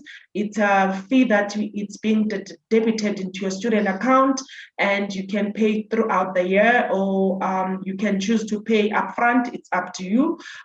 We also have a gym that is available for students. That gym is $450 for the year, but in Pietermaritzburg, we're going to have the renovations for the gym, and we're not sure when it's going to start. So we're only charging 50 Rand per month for this year. And during the vacation, the renovation period, you will not be charged for those months. So it's available for all students. Regardless, as long as you are registered, you can come through and get your card activated for the gym. Yes, what else? Yeah, that's it. I think I've covered everything. But if you want to be part of any sporting code, you can come to us. We are based at the Golf Road campus. The sports union offices, we are there. And you can also call us if you want to inquire about anything. We are on 033 260 5937. 033-260-5937. We'll also put the number on the chat box as well. We'll put it there. Boxing, no, we do not have boxing. But what we do for boxing, we link you to a club closer, and then you can use that club. And with that club, what we do, we monitor your progress, we monitor your competitions. And then when it comes to provincial participation and national participation, we then send you there if you are competitive at that level. We also have dance, which is dance, a sport, which is categorized into 3 categories. But we also, what we do for dance, we also do offer beginners lessons for people who are interested in dance. Karate, yes. Basketball, yes. Ladies and male, yes. We are available. Table tennis, unfortunately, no. We do not have table tennis on campus. Thank you. Thanks very much. That all sounds like lots of fun when the study is getting too much. So thanks for those services. Yes, what I wanted to cover as well is that we do have all the sporting codes that I've mentioned in all our campuses across UKZN, which is Westville, Howard, and Edgewood. So Westville, they are based on Sports Center, the big main sports center at Westville campus. You can call them as well. And also Howard, we are based at the Sports Union building on campus. Edgewood is also on the Sports Union Hall. That's where they are based in. So all these sporting codes are available across all campuses. We also offer aerobics, but aerobics at a social level. And aerobics is very competitive because they also have boot camps and stuff. So if you want to keep up in shape, do join our aerobics, do join one of our clubs. And you know, they say healthy mind, a healthy body. We need you to be part of our extramural activities.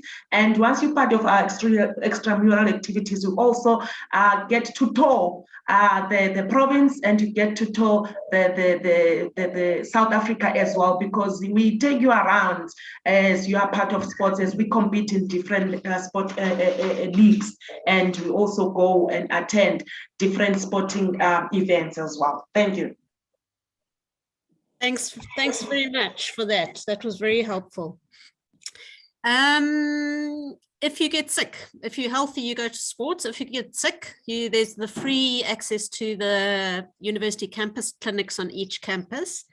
I'm not sure, is Sister Gugu Zondi here? I couldn't find you in the chat.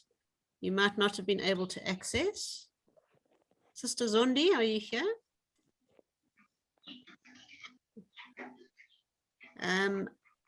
I don't think so, so we'll come back to that later if necessary. The next thing is how to access your timetable. Now, I've seen a lot of queries about this on the chat. So Luke Vorster, who's one of our academic staff, has put together a very good video showing you exactly how you can access your calendar. You can find this on the orientation website, but I'm also going to play it for you now. It's about a 10-minute video.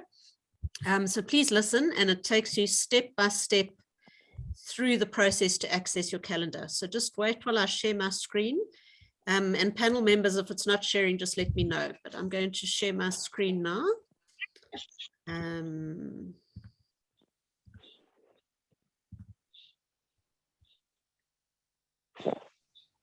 Okay, is it sharing? If someone can just tell me, can you see the timetable orientation video? Yes. Okay, I'm going to start and play it now. It's a 10-minute video. Hi, the purpose of this instructional video is to show you exactly what you need to know and no more to download your timetable for your classes at UKZN. The reason why this video is here is because it is quite a complex system online, all sorts of options and links all over the place, and it would just help to actually show you visually exactly what you need to do. Although we are going through a pandemic at the moment, the timetable is still very useful because your lecturers might need you to be at a certain location at the same time. For example, an assessment or some kind of workshop, or even a Zoom class session. So although we're not on campus, we still do need to use the timetable system to avoid standing on each other's toes. Okay, so I'm going to tell you how to find it, the timetable website, and I'm going to show you how to use it to download the timetables for each of your modules. Okay, so how to find it? There are two ways. The one way is to navigate from the UKZN website, right? So www.ukzn.ac.za. You will see links everywhere, menus and all sorts of bits of things about registration and orientation, etc., etc., etc. But the lecture timetable is what you're after. So academic calendar, for example, is not what you're after. That is for sessional dates of the various campuses.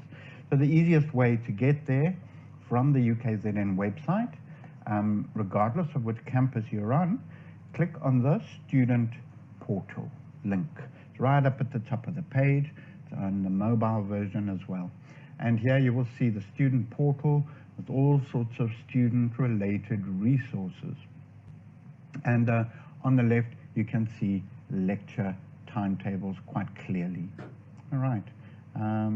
Don't confuse this with examination timetables, lecture timetables. Now that will take you to a website, timetables and venue bookings. Okay, this is your destination. The other way to get there, if you can remember, is you just type the address of the website into your browser, which is very simply timetable.ukzn.ac.za. Okay, right, so now that we have found the timetabling system, let's have a look at how to generate and download the timetable for your modules. Okay, so as you are aware, there are lots of campuses. You can see the campuses listed in the menu here. As you hold your mouse over the menu item for a given campus, you will see various links. I'm just going to show you the important ones: general information and semester 1 modules and semester 2 modules. Pietermaritzburg, same thing. Edgewood, you know, each campus has their own timetable. So Westville. Okay, the links that we're interested in is obviously semester 1 modules and the general information link as well. So I'll talk about that at the end. We click on semester 1 modules, and here you can see we are at a site, the page that says Westville Campus 2021 modules semester 1. There's some dates there, some sessional dates. Some of them have probably changed a bit by now. And below that, you will see the various programs, okay? So all the various schools and faculties in our college, disciplines in our college. And I'm going to demonstrate science and agriculture semester 1. So whichever college you're in, you click on the link. Okay. So here we have the CELCAT timetabling system, right? There are two, and this is where we're going to download our timetables from. You can see there's a link in the center of the page called Web Timetable, okay? And there's another one at the top of the page called Timetable Finder. Okay, so these are two different ways, slightly different ways of achieving the same end. And what you want at the end is a PDF timetable file that you download. It's a PDF document of the timetable for each of your modules. Okay, so let's try the timetable finder first. Right, so we get here, you can see the heading. You can see some links here that help you filter the contents. If you click on help, it will give you some basic instructions. I'm going to click back, and I'm just going to say I want all the modules. So here you'll see it's listing modules in a long list. Okay, you can narrow that down. You can restrict it by department. Okay, math, stats, and computer science, for example, and then it will just show you the modules from that school or by faculty. In this case, we are only looking at the AES stuff anyway. So nonetheless, if you click all for everything, it's just going to show you one long list, and that might be good enough for you to just scroll down and find the modules that you've been registered for. So if you're a computer science student in first year, you can click on Comp 100, and there you see the PDF file, which you can download, or you can download it there. Notice there's more than one page. It shows the days, and if we zoom in a bit, so you can see the details. The lecture slots, it tells you which weeks, it gives you the dates, the course code, the campus, the title of the course. If we were on campus, which venue you would be using, and the directions. And yes, you'll see you probably have 2 or maybe 3 lecture slots per week. Then there will be pracs for most of the courses. Pracs are typically labeled that way, so it'll tell you it's a prac period. Again, similar data, and for many courses, there's more than one slot. So there's a slot here on the Monday and a slot on the Thursday. You go by the one that your lecturer chooses. So your lecturer might choose both if your class is really large. You need to find that out from the lecturer. So that is that timetable for that module, right, Comp 100. So to get, you can then download it. Then to get a module for a timetable for another module, so let's say you want to do your stats, so stats 130, okay. So you could click on it and it will go to, you know, the page, that similar page that you just saw. But if you don't want to, if you already know what you want and you know it's the right code, you just click on that link there, PDF version, and it will either download the PDF or open it into your browser as it's just done on my system. You can always click on the download link there if you want a copy. So it's a simple case of clicking on the module link to get the timetable for that module. Okay, so there was, as we saw, there was one other way of doing it, the web timetable. So this is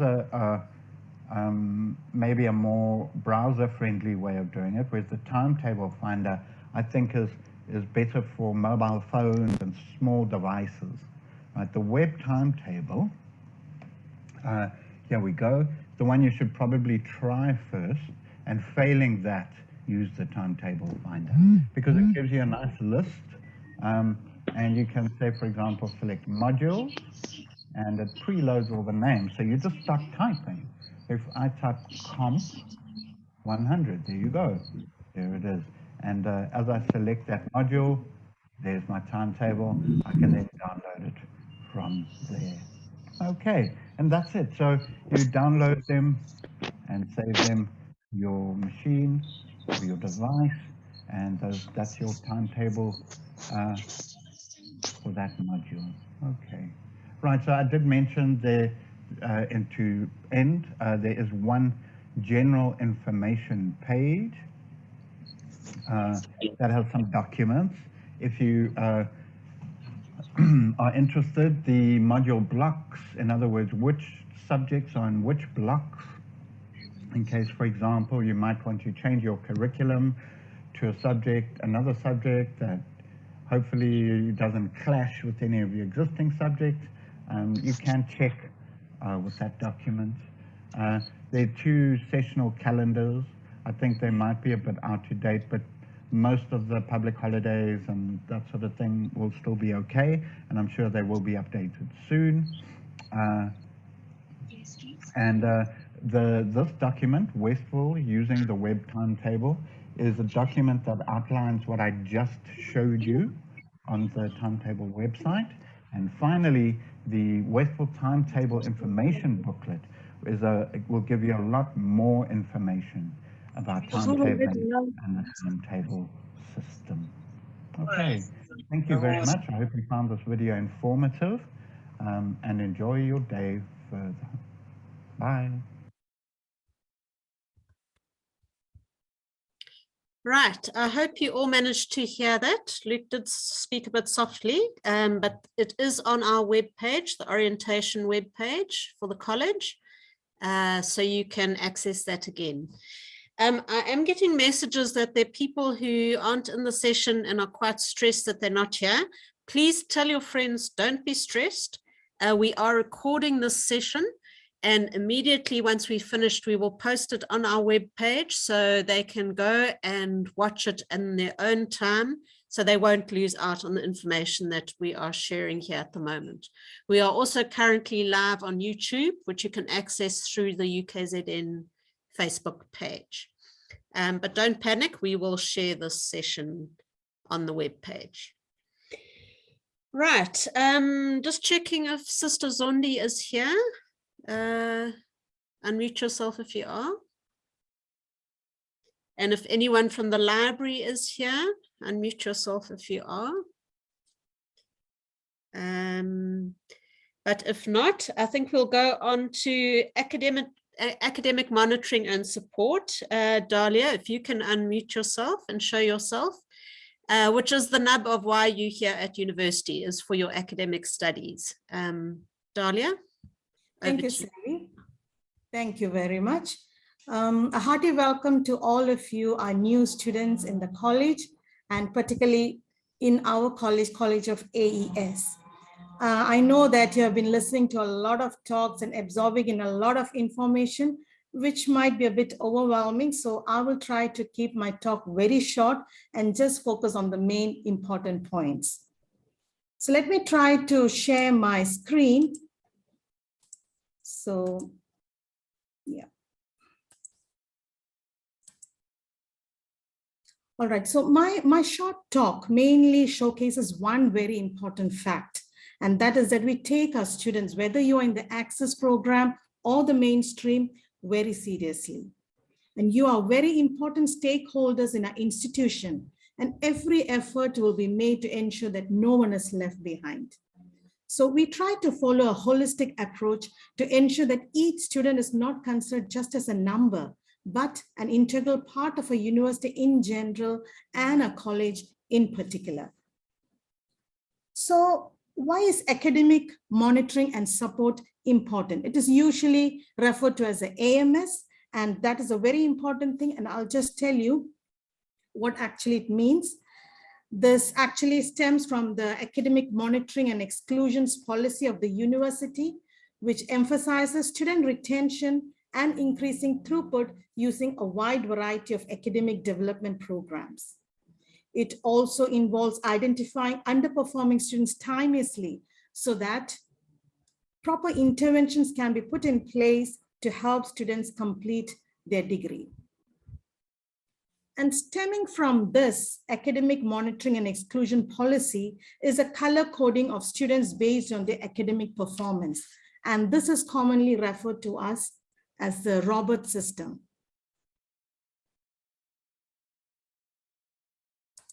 I'm just erasing what is here. All right. So you will come across this many times during your studies here. Just to tell you in short, a student who is on good academic standing, especially outstanding academic standing, will be put on blue. If you're a student on good academic standing, you're coded green. And as soon as you start struggling and you start failing modules, you go on to orange. And that just gives you an indication that you are not coping well. So that is the time when interventions have to be put in place to bring you back to good academic standing. Now, academic monitoring starts from the time assessment marks are available. And we believe that if a struggling student is identified at the beginning of the semester, it will be easier to provide suitable interventions rather than waiting for the end of the semester when all the results are available. That said, at the end of each semester, the AMS policy is applied as per a flow chart. I'll just show you that. Yeah, it looks a bit complicated, but we will be explaining this to you in due course. But this is a flow chart that is followed to apply the AMS policy. So at the end of each semester, your color coding will be decided based on your academic standing. And this will also help us to choose your curriculum or modify your curriculum so that you can succeed in your degree. Now, all of you, when you start your degree here, you're considered to be in good academic standing. And based on your academic performance in the first semester, your color coding will be decided and suitable interventions will be put in place if found necessary. Now, we are aware that you will take some time to adjust to the university life. And so as per our exclusions policy, no student will be excluded for the first 2 semesters or in the first year. Now, coming to the academic support programs, commonly referred to as the AMS programs in short, it is run in all the 5 schools in the college, and these are directed by the academic leader teaching and learning in the schools and supervised by the academic development officers in the college. So we have academic development officers in each of the campuses. We have 1 in Harvard College for Engineering. There are 2 in Maritzburg campus and the 3 on Westville campus. Now, these ADOs, or the academic development officers, are associated with particular schools. So these academic development officers are your first point of contact if you have any academic issues. Now, we know that university life in the beginning, it's a big adjustment. There will be long hours of studies, practicals, assignments, tests, etc., especially because it's continuous assessments now. And that can be a bit overwhelming. But my advice is, don't worry, you're not alone, and it's not just you, and you have help available. And we have various academic support programs available for you, starting with supplemental instructions, hot seats, writing centers, resident tutorials, academic counselings, training and workshops, peer mentorship program, and psychological counseling, which is usually done by trained psychologists. Now, all these programs are freely available for you once you're a fully registered student. So my advice will be to make use of these programs as much as possible right from the beginning. Just to focus on one of our flagship academic support program, the supplemental instructions. So the SI sessions, which are the short form of supplemental instruction sessions, these are supplemental to the normal lectures or the normal or formal instructions. Now, these are student-led peer study sessions, and they focus on high-risk courses, not on high-risk students, which means that all students are free to attend, and this is not a remedial program. It's for high flyers and also for students who are struggling. Now, these sessions are facilitated by trained SI leaders, and attendance is desirable but voluntary. But I would advise that you start attending the SI sessions from the first week itself as soon as it starts. And the SI sessions are usually provided only for the main core modules. These sessions also encourage peer collaborative learning and helps to develop study skills that can be used in other modules. And our studies over the semesters have shown that improved pass rates and marks can be achieved provided the students attend the SI sessions regularly. Now, these are a few tips that can help you sail easily through your first year. Manage your time properly, study hard and persevere. Don't give up. You may face some failures initially, but don't give up. Persevere and try to make use of the interventions. Attend all the real-time lectures. Just don't depend on the notes and online content only.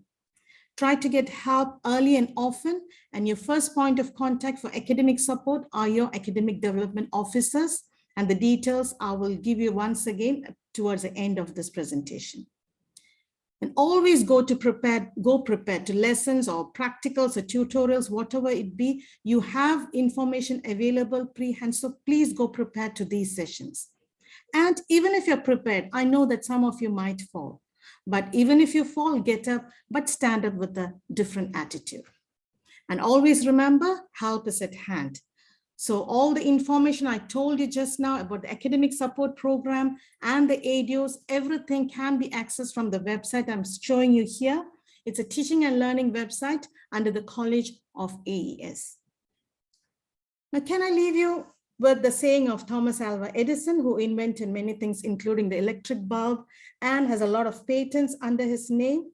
So according to him, genius is 1% inspiration and 99% perspiration. Thank you. Over to you, Sally. Thanks very much, Dalia. Okay, we're going to stick with the teaching and learning side of things. And Nishani is going to talk to us about the first year experience program. Nishani, over to you. Hi, everyone. I'm Nirisha Haricharan, and I will be talking to you about the first year experience. I know that this morning has been quite a lot of information, but maybe if you could just stand up and stretch a little bit, I won't be too long. So this is what you feel like this morning with the information overload. I promise I won't be too long. Okay, so today I'm going to talk to you about the first year experience, which is an incredibly important initiative that we are running this year.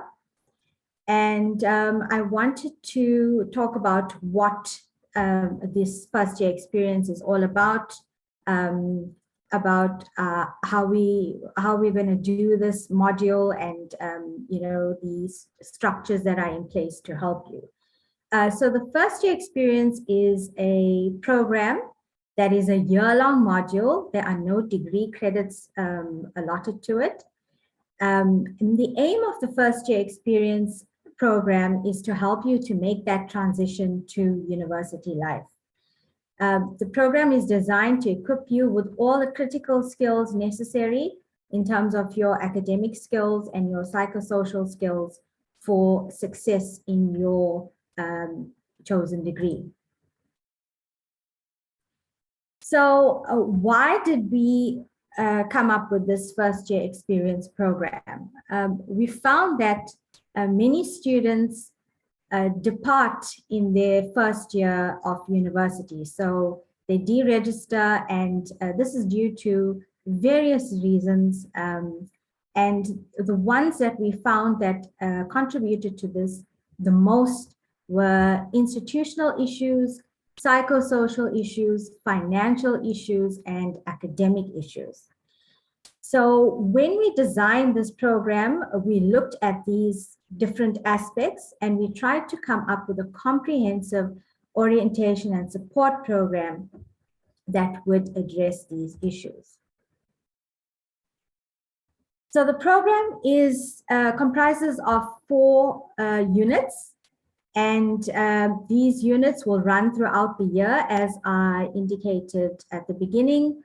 And these units are the orientation and induction unit, which is the first unit you'll engage with. Then you have the academic skills development unit. The third one is the student wellness and global citizenship and sustainability awareness unit. And the fourth is the financial literacy unit. So all of these units seek to address those factors that are mentioned in the previous slide. So unit 1 looks at skills that are very necessary for you to continue on with your learning. Things like digital literacy, for example. We'll look at, you know, we've spoken about the timetable, lecture timetable, but we have resources in the module on the lecture timetable. We'll look at library orientation, so how you go about using the library. And then we look at things, we look at institutional things such as our policies, procedures, and rules. In Unit 2, we are looking at academic skills, so things that are necessary for you to succeed in your academic journey. So we look at things like academic writing, for example. The discourse at university is very different from what you are used to in everyday life, and also what you are used to in school. So we are going to take you through some of those different skills. The third unit is the personal, social, development unit, and it looks at all important aspects of your mental health and your wellness, and all of these very important issues that have an impact on you. And then the fourth unit is on financial literacy. We know that students may not be conversant in how to manage their money. So we are giving you this unit here to help you to develop that skill of financial literacy, so that you don't spend all of your funding in 1 month and then you have nothing left for the rest of the year. So we will help you to develop those skills. Okay, so how is this module going to be run? The module is placed on the FYE website, and it is, all of the content is self-directed. That means that you work through the content at your own pace. And the content is very interactive, and it's easy to navigate, and I will show you what it looks like in a minute. Every single student will be assigned a mentor, and that mentor will assist you in going through that content. And then for Unit 3 specifically, we will have people from the counselors to help you with some of the topics there, because some of them are can be quite personal. So we will have counselors to help you with that. Okay, so the management and facilitation of this module, it's situated in the Office of the Dean of Teaching and Learning, and is managed by the heads of the teaching and learning units. And in the program, we have coordinators for every campus. So we have one on Westville, one on Howard, and one on Pietermaritzburg. These coordinators are in charge of your mentors. In Westville is Clarissa Naidu, Ntuba Nkasi is on Howard, and Sarisha Gangaram is on Pietermaritzburg.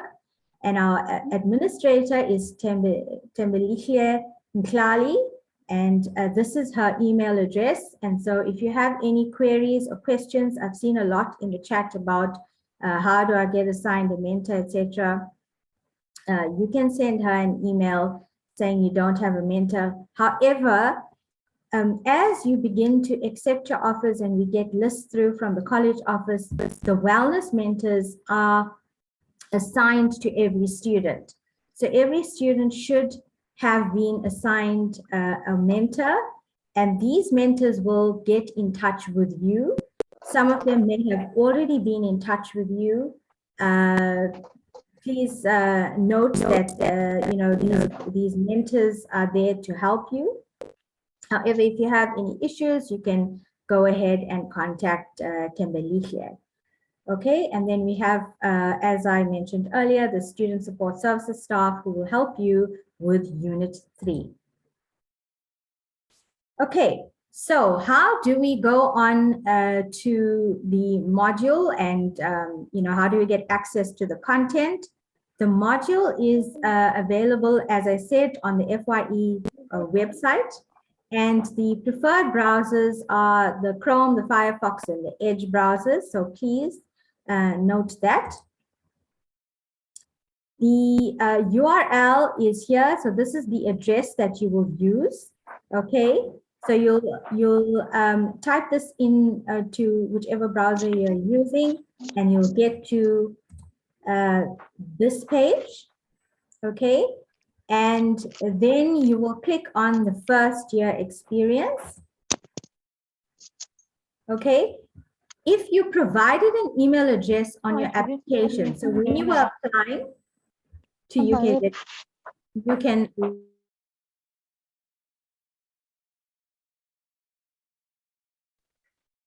Nirisha, you muted. Please, everyone in the audience, please mute yourselves. Otherwise, we can't hear Nirisha. Okay, yeah, so you can log in with your student number. And if you do not have an email address that you used on your application, please seek assistance from your mentor. All right, so when you log in, enter your student number, and you would have gotten a password in your email, and then you put that password in. If you've forgotten the password, then you click on forgot your password, okay? And a link will be sent to your email address. All right, so when you get in, you will land on this page. And this is what the FYE course page looks like. I am going to just show you quickly what you need to do in terms of the module itself. So this is week 1. This is the registration week, and you need to cover in the course sections A to D. So you'll go through the course itself. I will show you what the website looks like in a minute. So you'll go through sections 8 to D. These are all essential for you to navigate your way through the first few weeks of lectures. Okay, it's super important for you to go through things like digital literacy, for example. Remember that a lot of, well, most of our teaching is now done online for this semester especially. So please go ahead and look at that section. It's very important for you because all of your contact is happening, you know, online. So you need to know how to use our different systems, things like Moodle, for example. There is a wealth of information on the module itself, and it's very easy to navigate. So I'm going to share the FYE page.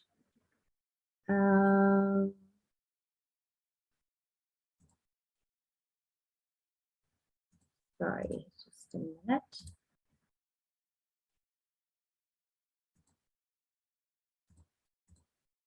Okay.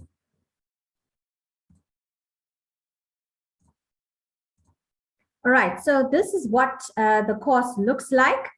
And as I said, it's really simple to navigate through, and they have prompts for you. So it's easy. You just go, you know, you start here.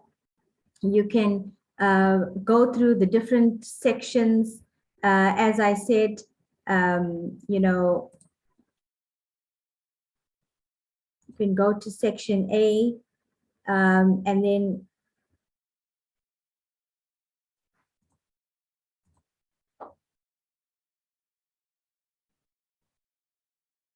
sorry, my system's very slow. Right, so section A is the introduction to UKZN.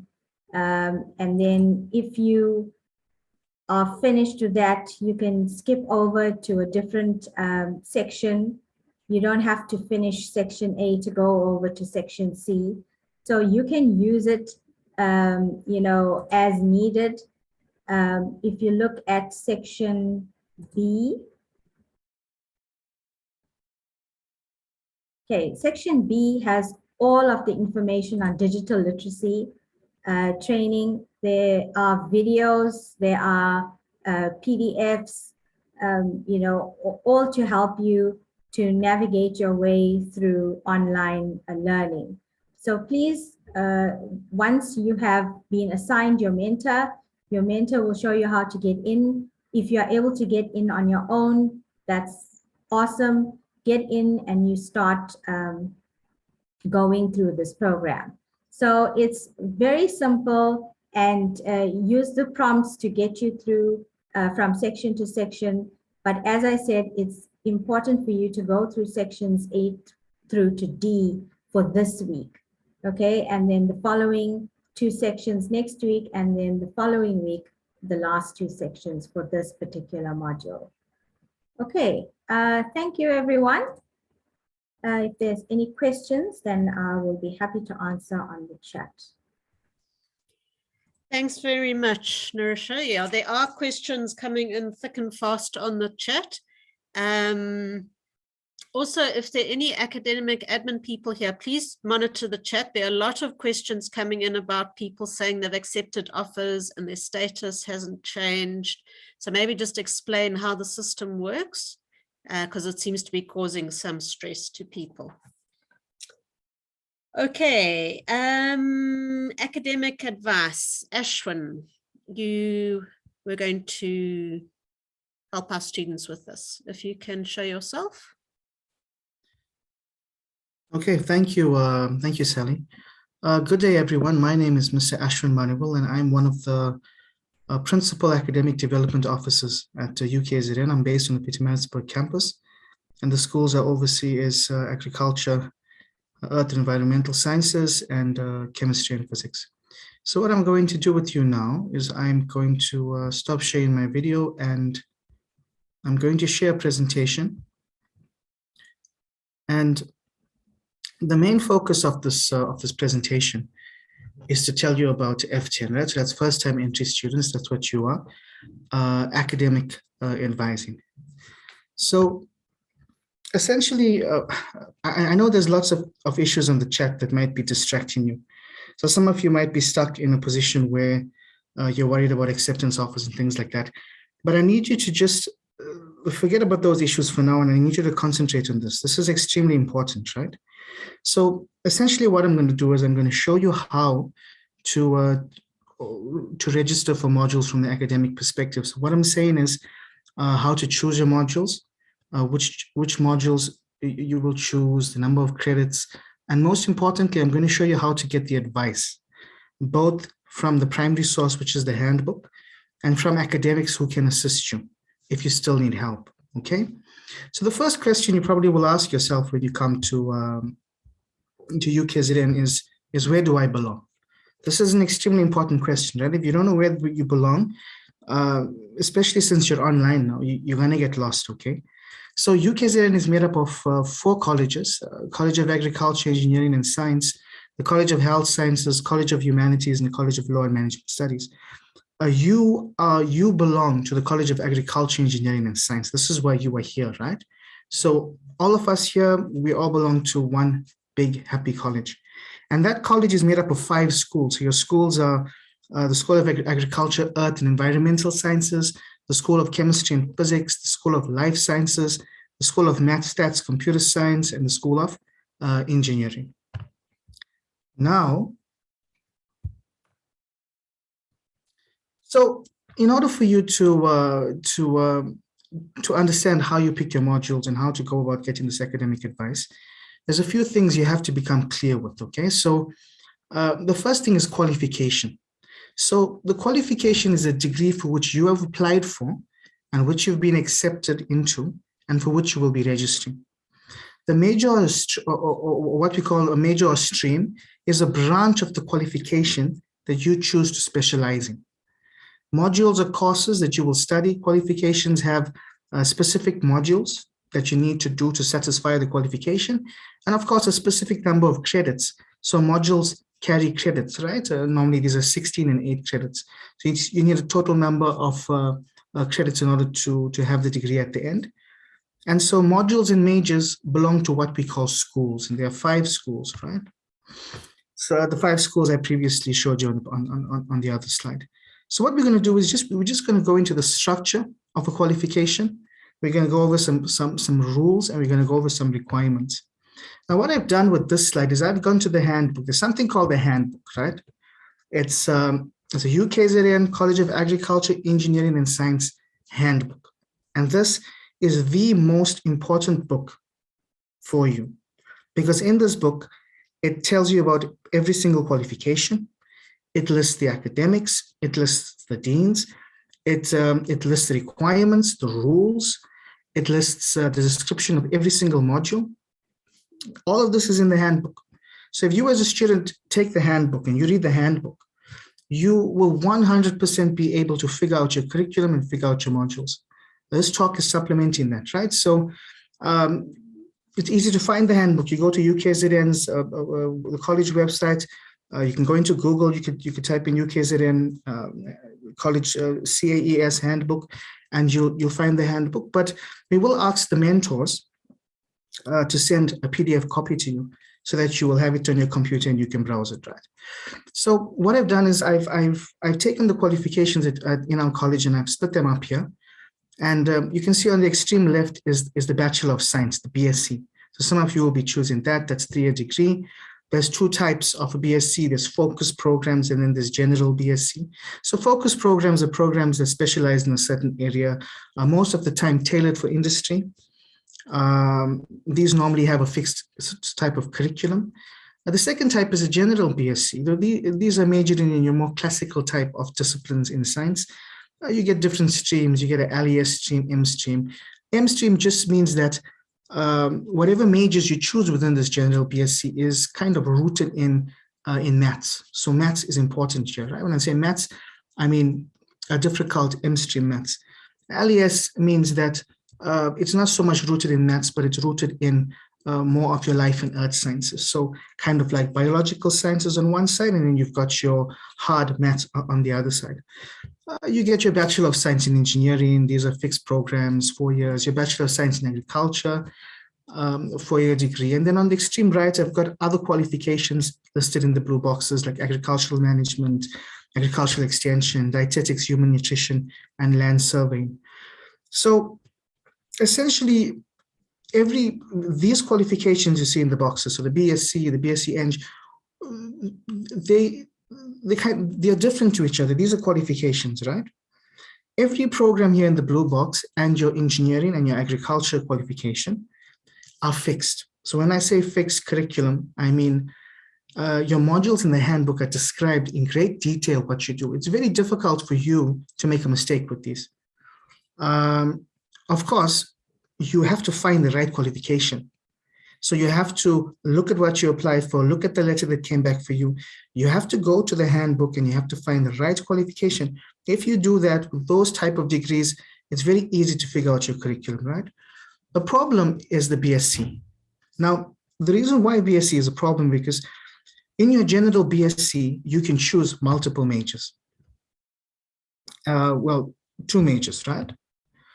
And BSc comes with a few rules that you need to integrate in your selection of your majors. So for example, you need a total credit value of 384 credits to complete the BSc.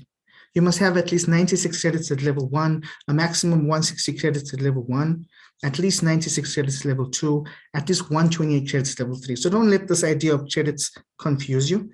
Credits is what is awarded to you when you complete a module. Remember I said you get 16 credit modules and you get 8 credit modules. So 2 8-credit modules is equivalent in credit to a 16-credit module. And so we add up. Level 1 means first-year modules. Level 2 means second-year modules. Level 3 means third-year modules, okay? Elective modules will form part of unspecified credits.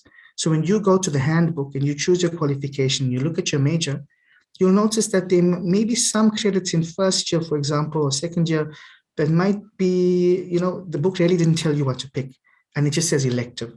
So then you can go and you can choose an elective module, right? A maximum of 32 credits are allowed outside of our college. So remember, we belong to this college, agriculture, engineering and science, right? If you want to take a module in law and management or humanities, you must remember that you can only take 32 credits outside this college for it to be counted. And those credits can only be at level 1. And this is an important one at the bottom. Don't get caught at this one, right? Students must pass or obtain credits for Zulu 101 unless otherwise exempted. Now, you can get exempted from doing Zulu on the grounds that, for example, you did it at school and you found competent in it. But if you don't have an exemption for Zulu, you have to complete this module. Now, don't be in a position where you finish your whole degree, you come to the end of your degree, and then you don't have Zulu, and then you got to spend an extra year or extra semester doing the Zulu, right? That's important. And so from those rules that I showed you on the previous slide, 384 credits to finish, and you must have 96 and at level 1, and you cannot go over 160. If you take those rules and you apply them, we end up with what we call different types of spreads. So we can have, for example, level 1, 2, and 3. You can have 160, 96, 128 spread. This is how you will choose to set up your credits. You can have a 144, a 112, 128 spread. You can have a 128, 128, 128. That means equal number of credits at levels 1, 2, and 3. But that's up to you and your academic that's advising you, right? This is a list of majors within the BSc. So you'll find this in the handbook as well. I've just copied it out. You'll see that economics and psychology are listed in red here, because it is possible to major in economics and psychology when you're doing something in this college. But here's the important thing. Economics and psychology can only ever serve as a secondary major. So what I'm saying is your primary major must be something in the college. So if your primary major is chemistry, that's fine. But your primary major can't be economics or psychology. Those have to be secondary majors. Can I just ask one thing, right? Can I just ask that people stop writing on the screen? Okay, we can see who you are, right?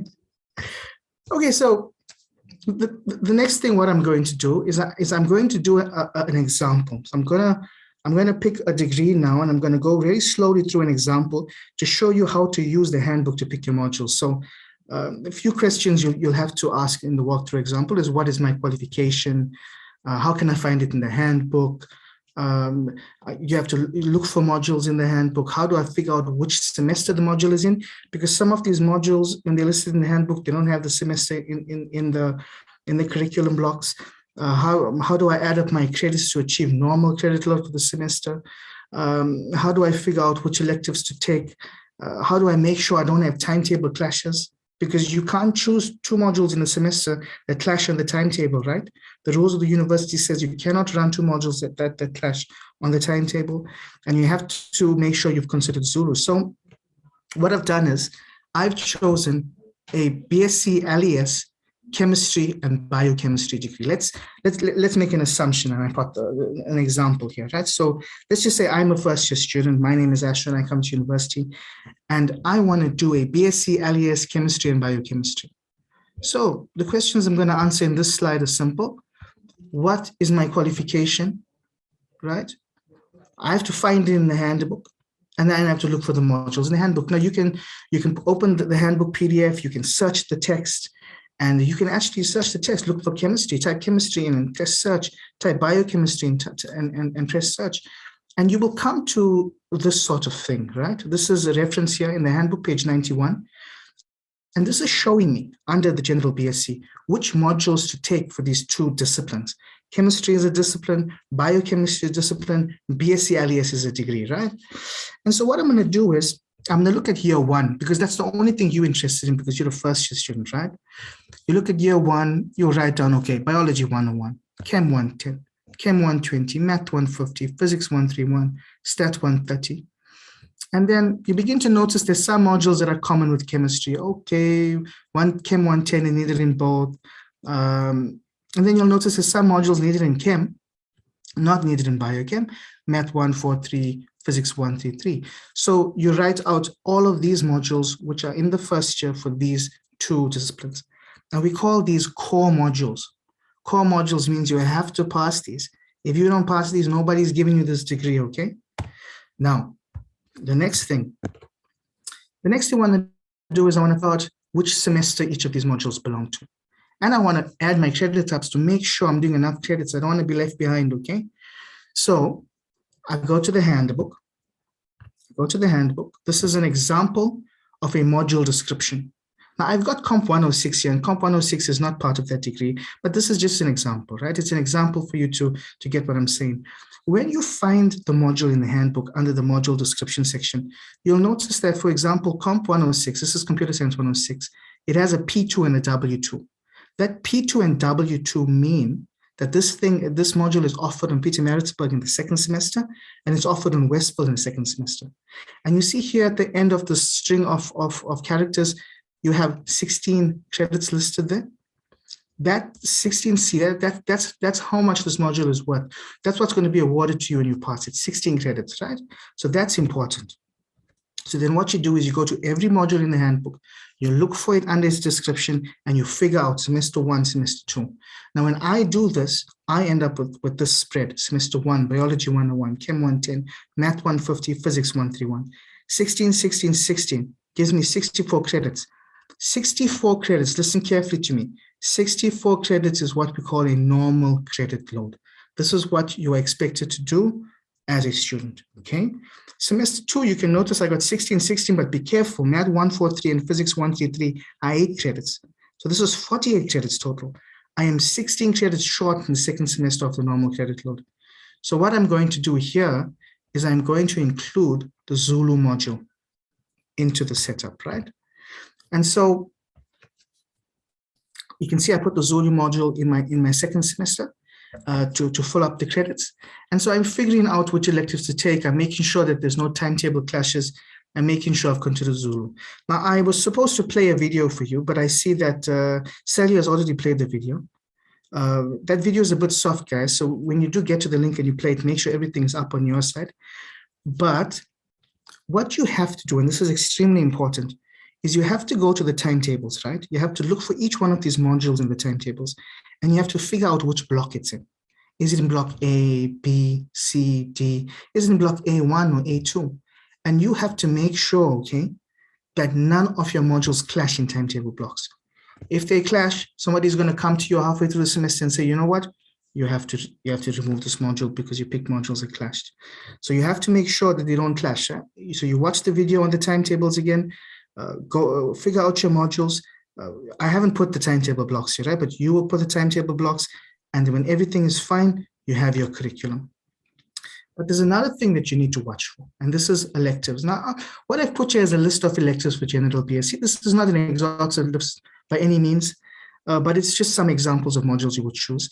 But I want you to be aware of something. This is extremely important, right? I know I've said that a lot in this talk, but this is important. You see at the bottom of a module description, they have a disclaimer for the module. This one is saying credit may not be obtained for both Comp 106 and Comp 100. Now, if you've done Comp 100 and Comp 106, you're not going to receive credits for both those modules. You're going to come to the end of your year and you're going to realize, you know what, I'm 16 credits short. So you need to be aware of modules which cannot obtain credits together, right? And so the next thing I want to talk about is augmented students. So if there's any augmented students here, augmented is actually 4 years. The first year of the BSc degree is split over 2 years. So biology 195 is actually your biology 101, your chem 195 is chem 110. But the choosing of the modules for augmented students is really simple, right? And your academics will assist you. Augmented students do biology 195, chem 195, math 195, and physics 195, which are year-long modules. And they do ESCOM 101 and ESCOM 102 in semester 1 and 2. I can hear that somebody's trying to speak. Is that somebody who is not muted? Okay, I'm going to continue. So this is essentially with augmented students, really, really simple modules to choose. And your reference is page 76, right? When you're choosing your modules. Now, this is important part. The college has set up what we call Zoom academic advising sessions, okay? So we've come up with 5 links, one for each school. And these sessions are going to be running from 9 in the morning and they're going to run till 4 in the afternoon. And so academics are going to be in these sessions. And you are going to go to the, okay, first thing you're going to do is your mentor going to send you the handbook. You're going to sit with your handbook. You are going to figure out which modules you choose. You got to do your homework before you go for advising, right? You can't just go and expect the academic to give you everything. You should have gone through the handbook. You should have figured out your modules. If you're still uncertain, you will go to your specific school, right? And you will go to the academic in the Zoom session, join the meeting, and you may have to wait a bit. There's lots of students, right? But you will get help. and then you will talk to the academic. The academic, when I say academic, I'm talking about your lecturers, people that are specializing in these modules, right? They will sort of finalize your modules with you. Now, here's the important thing. This is important with this whole aspect. These sessions run from the 7th to the 10th, right? From 9 o'clock till 4 in the afternoon. It's extremely important that you go to the right link. There's 5 links here. There's the agriculture link, the school, there's the SCP, there's the engineering, life science, and the math, stats, computer science. If you're a chemistry student, you can't go to the math school. You're going to create administrative problems, right? People are going to start getting frustrated. You're going to get frustrated because you're going to be sitting in the queue for nothing. So what I've done, and I'm going to share that with you now. I'm going to stop sharing this, right? And I'm going to share something else with you really quickly. That's if I can find it here.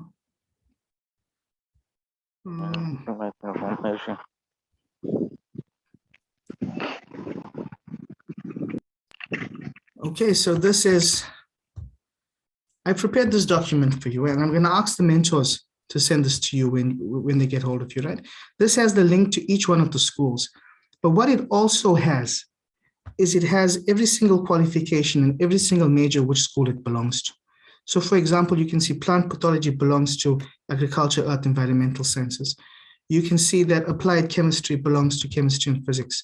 You can see land surveying will belong to engineering. So all you have to do is know which qualification you're doing, know which major, figure it out, and then figure out the school, and then go to the right, correct school's link, okay? And when you get there, you will have academic advising from your academics. So that's academic advising for this week. You're going to spend this week getting the academic advice, the correct advice, and you're going to register this week, and then you're going to kick things off next week. Now, we also have other people in the college who give you academic advice, right? Now, this kind of, these people are called ADOs, Academic Development Officers. That's what I am, right? These are my colleagues. They work on different campuses. Godfrey Mirimure works on Harvard College. I and Nozipo Shlalukane work on PMB, and then there's Dalia, Nyameka, and Rogerant on the Westville campus. And these are the schools. We work with different schools. If you want help with chemistry, come to me. If you want help with maths, you go to Nozipo. But this is not for academic advice this week. Okay, these ADOs, they can help you if you contact them via email or phone. We can assist you. But I need you to understand that there's been a system set up this week using those advising links that I've showed you in the PDF and in this PowerPoint screen. This advice is going to be given by academics, which you need to go to. You can come to us for advice this week, but we suggest that you go through the avenue of the academics first. Our academic advising can be done now, but it will be done as a continual process throughout the year. So this week, go through the Zoom links in your academics, and then moving forward into the future, if you still need help, then you contact us, the ADOs, and we will assist you, okay? So thank you very much for listening. I hope this has helped you. If you need any assistance, you can contact us, and I'll hand it back to Sally from here. Thank you. Thanks very much, Ashwin. I'm sure everyone is quite zoomed out by now. It's been a very long session, but we have one more important bit of information we want to share with you, and that's about how your practicals work. So please just bear with us for another 10 minutes. And Roger, you're going to be sharing practical information, if you can unmute yourself. Thank you. Hi, good morning, everyone. My name is Rogerant Tshibangu. I'm also one of the ADO. I'm based in Westville campus. But before I even start with the practical, I just have a few few answers to some most important questions that I've been seeing on the chat. Yes, Zulu 101 is compulsory for everyone who did not do isiZulu in high school and everyone who's not a isiZulu speaker. So you don't have a choice that I don't want to do the module. You have to do it as per university rules. So only those people who did isiZulu in high school will be exempted for that. And then it's automatically exemption. You don't have to apply for it. It's automatically done on your thingy, on your profile. And also, yes, for science, if you are doing anything in science, you're gonna have to do a minimum of 64 credit per semester. But if you are doing engineering, you're gonna have to do 72 credit per semester. So that's a minimum, I mean, that's the requirement. So for engineering, it's 72 per semester. For science is 64 per semester. The timetable blocks automatically allocated to each module. So as soon as you know which module you are doing, as soon as you register for the module that you're going to be doing, follow the procedure that were given to us in that video to select your timetable. Nobody will come and say, this is your timetable. You have to do that yourself. So at the end of the day, we can't give you everything. You need also to go and find this thing for yourself. We're going to just show you where to get the information. You need to draw the information for you. And also one other thing that I saw many people asking is like how I'm going to contact my mentor. As they explained earlier by Nirisha, that all the mentors, as soon as you register, they will be allocated, you will be allocated to a particular mentor. And then their mentors will contact you and they will give you the details. So you don't have to worry, like, I don't know my mentor and whatnot. Just finish your registration. The mentors will contact you, and some of you are already being contacted by the mentors as we speak. So those are the few clarity thinking questions I wanted to obviously answer to people, because I've been seeing that they are repeating themselves on the chat.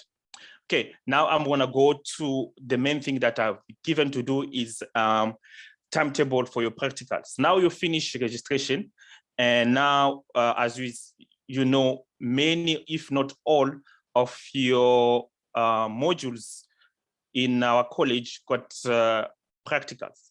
Now, this year, what we've done in our practical, I mean, in our college, we've created a practical central point where everybody can come and see their practical, when are they doing the practicals, what practical are they doing, when and where, everything. So that's what I'm going to take you through. And then do not worry about this link, the website that I'm going to give you that is here, because this one is literally a demo one, because this, as I say, is still under development, but it should be ready. It should be ready by next week. So we're going to move from this one to the one that ICS is arranging for us. So I just put one default student number that was given to us for demo, just for us to be able to show you something. So you're going to get a link which is going to be forwarded to you either via Moodle page or via your SMS or via email as soon as you are registered and everything is sorted. And then our website for practical is ready. We're going to send you the link. And then in that link, you're going to have a page like this. And on this page, what you're going to do, you're going to put in your student number. And remember, once you register with us, all informations and all communications for you to log in our system, the username for almost all your website is what is your student number. So you don't know it by now, it's fine, don't worry. It's going to take some time. In the next 2-3 weeks or 3 months, you will know it by heart. And also you will be given a password at the beginning. I believe, and the first presenter, I think it was Ausi, she explained how you're going to be given the password. And then after some time, I think ICS also said you can change this password as you go along. So how UKZN works is that the same login details, the same username and the same password will give you access to practically everything that is UKZN related. So make sure that you keep it secret, you keep it to yourself, because otherwise people will be logging into your Student Central and seeing all your sensitive information.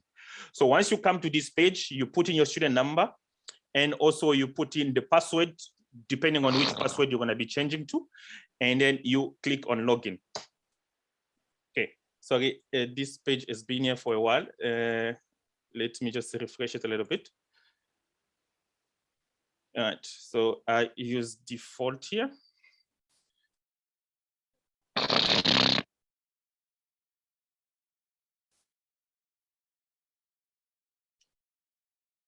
All right, so now, as I said, this is still on the testing phase, so bear with us.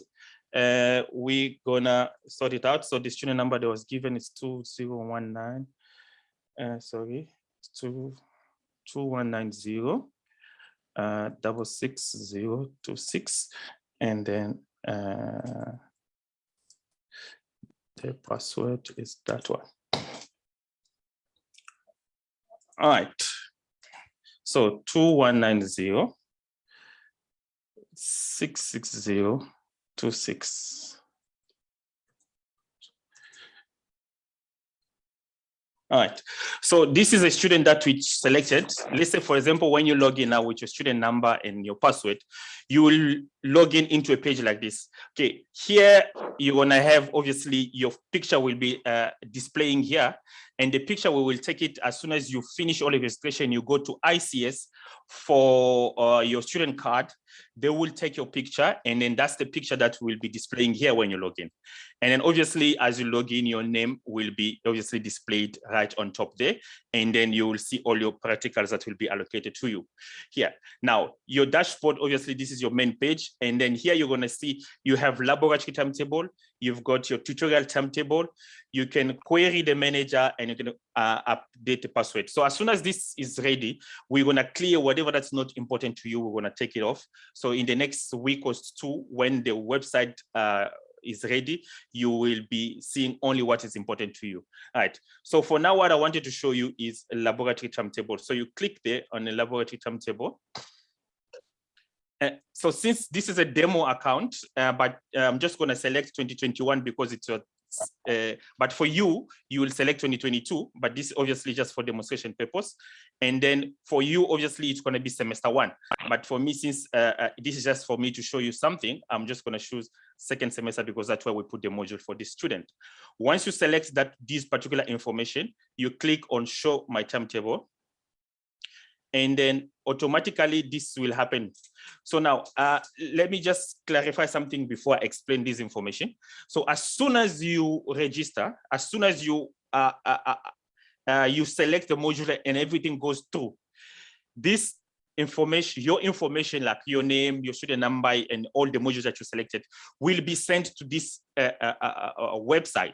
But obviously, you know, the data get updated every night. So if you register today, you need to wait at least 24 hours for your information to be displaying here. So as soon as you register, you will automatically be allocated to a particular group of practical in a particular module. So this particular student, for example, has 4 modules. It's got ISTN 100, Geography 110, Economy 314, and Biology 196. And you can see for this particular module is in group 1, and group 1. This doesn't mean that for all your modules, you're gonna be in the same group. And remember, this is just for demonstration purpose. That's why you see this student is in group 1. But when it goes live, yours will definitely be different from what we have here. Okay, so you might be here in group 1 and then another one in group 2 or group 15, whatever number of group that it is. And remember, the groups are allocated based on the group size, how many people are allowed in a particular laboratory venue at a particular time. So for example, you can see this module is done in Pietermaritzburg, and then this is the venue. We were just taking a random name, obviously, because it's testing. So this is where this particular prac will take place. And then you're gonna see the name of your instructor and when this particular lab will run. So most of the prac, they run for 3 to 4 hours. So some it's 3 periods and not hours, 3 to 4 periods. Some it's 3 periods, some are 4 periods. In some cases, you get the all-day practicals, and some cases you only get 1 period or 2 periods. It depends. But when you start your class, when you register for everything, your particular lecturer will tell you exactly how long it's each particular prac per week. And remember, you only attend, sometimes you only attend 1 prac per week for a module. So if you're doing, for example, Geography 110, you only attend once. Even if there are so many prac running for that particular module, you will be attending once unless your lecturer says you can go twice in this week in a lab. But usually it's only once per week because obviously of the class size, they need to break it into smaller groups so people can fit in the lab. Okay, so now you're gonna see now all the prac, what time they are running. When they say, for example, Wednesday AM, usually that means from 8:40 to 11:20, or I think 11:25, or sometimes from 8:40 to 12:10. That's the morning session. And all the afternoon session usually start at 2:10 all the way to 5 p.m. Or you can even finish early, like 4:30. But you will be given all these times by your lecturers in the course outline as your first week of class starts. And then do not worry, you won't start with your practicals the first week of class. The practicals usually starts the second or third week of class. Obviously, they are giving allowance for students who are registering late. And then for students also to come to class, get acquainted with the module first before we send you to the lab. So the first week of class, usually, we don't have any practicals, and sometimes even the second week there is nothing. The practicals usually start on the third week, but I stand to be corrected. Go to your class and then you will be given all this information. So basically this is where you get your information. And now what you can do now with this, you can either print it, you can copy it as a PDF, you download this information as a PDF, or you can print it. So okay, so you see, like now I'm saving it as a PDF, and then you can save it on a computer. You can print it and put it in your room, or you can put it any way that you can save it, or you can also download it as an Excel, or you can copy it and go paste it somewhere, wherever that is easy for you to be remembering and seeing this. So this is practically how and where you see all your practicals for all the modules that you are doing. And remember, it's not 100% that if you're doing 5 or 6 or 4 modules, like in engineering, we are doing 6 modules, and then in sciences, 4 modules, it doesn't mean that all 4 modules have practicals. You can have all 4 modules with practicals, but sometimes you can have one module, for example, isiZulu, it doesn't have a practical, but it can give you like tutorials and everything like that. So you need to be in class, you need to read your timetable clearly. It gives you all the information that you need to know. Okay, so that's pretty much it that you needed to show you. You can also see the tutorial timetable here, but this will only be available from second semester. That's why we're going to disable this so that it doesn't confuse you. But for now, the main thing that we wanted to show you, which is very important for you for our first year, this semester, you're going to be using this platform to check all your timetable for your practicals. These other functions, they will be available from semester 2. Thank you very much. Thanks very much, Rogerant. That brings us to the end of our session, and we have gone a little over time, so I am going to wrap things up now. You've had a very long morning, so thank you for your concentration. I know there are people who could not make it this morning and are worried they've missed out. Please share the word with your friends that the recording of the session, we're going to place it as soon as possible up on our college orientation site so that they can watch at their leisure and hear what we've covered today, so there's no need to panic. Otherwise, I'd just like to call on Boby to say a few words in closing and just explain what's going to happen from here. And then we'll say goodbye to you. Boby, over to you. Thank you, Sally. Once again, congratulations to all the students who have been selected to UKZN for various qualifications in our College of AES. I'm sure that your engagement with various stakeholders in the universities will be a pleasant one. So just to give a summary of what you have heard from today morning, 2.5 hours that you spent with us. Registration will be on iEnabler. You will attend Zoom sessions with various academics, and the links that Mr. Manival showed you are the links that you must attend Zoom sessions on various, for various academic advising for different schools in the college. As he had showed, the FYE, the first year experience, as Dr. Haricharan showed you, will be on a specific platform that you have to do. It is compulsory and it's mandatory for all the students who are in the first year. Then the prac allocation software is for allocation of pracs on various days, as Mr. Tshibangu showed to you. The registration has started last midnight. So yesterday night at 12 o'clock, the registration has started. So you have to start doing your registrations today. All those who have accepted offers it's my plea that you go to the student iEnabler. First, get your academic advice. You have been shown how to select your modules, but academics and ADUs will be online for the next 3-4 days, 7th to 10th on Zoom sessions. There will be breakout rooms where you can get advice if you need to ask anyone for any advice regarding the modules you need to choose. Then the mode of teaching and learning will be online, at least for the first semester. We do not know what could happen in the second semester. We will wait for the management to tell us. But for the first semester, at least, all teaching and learning will be online. Only for practicals, you will be requested to come to campus. In sciences, there are many modules that have practicals. So for those practicals, you will receive permits and you have to come to campus as and when you are expected by the module coordinator and the lecturer.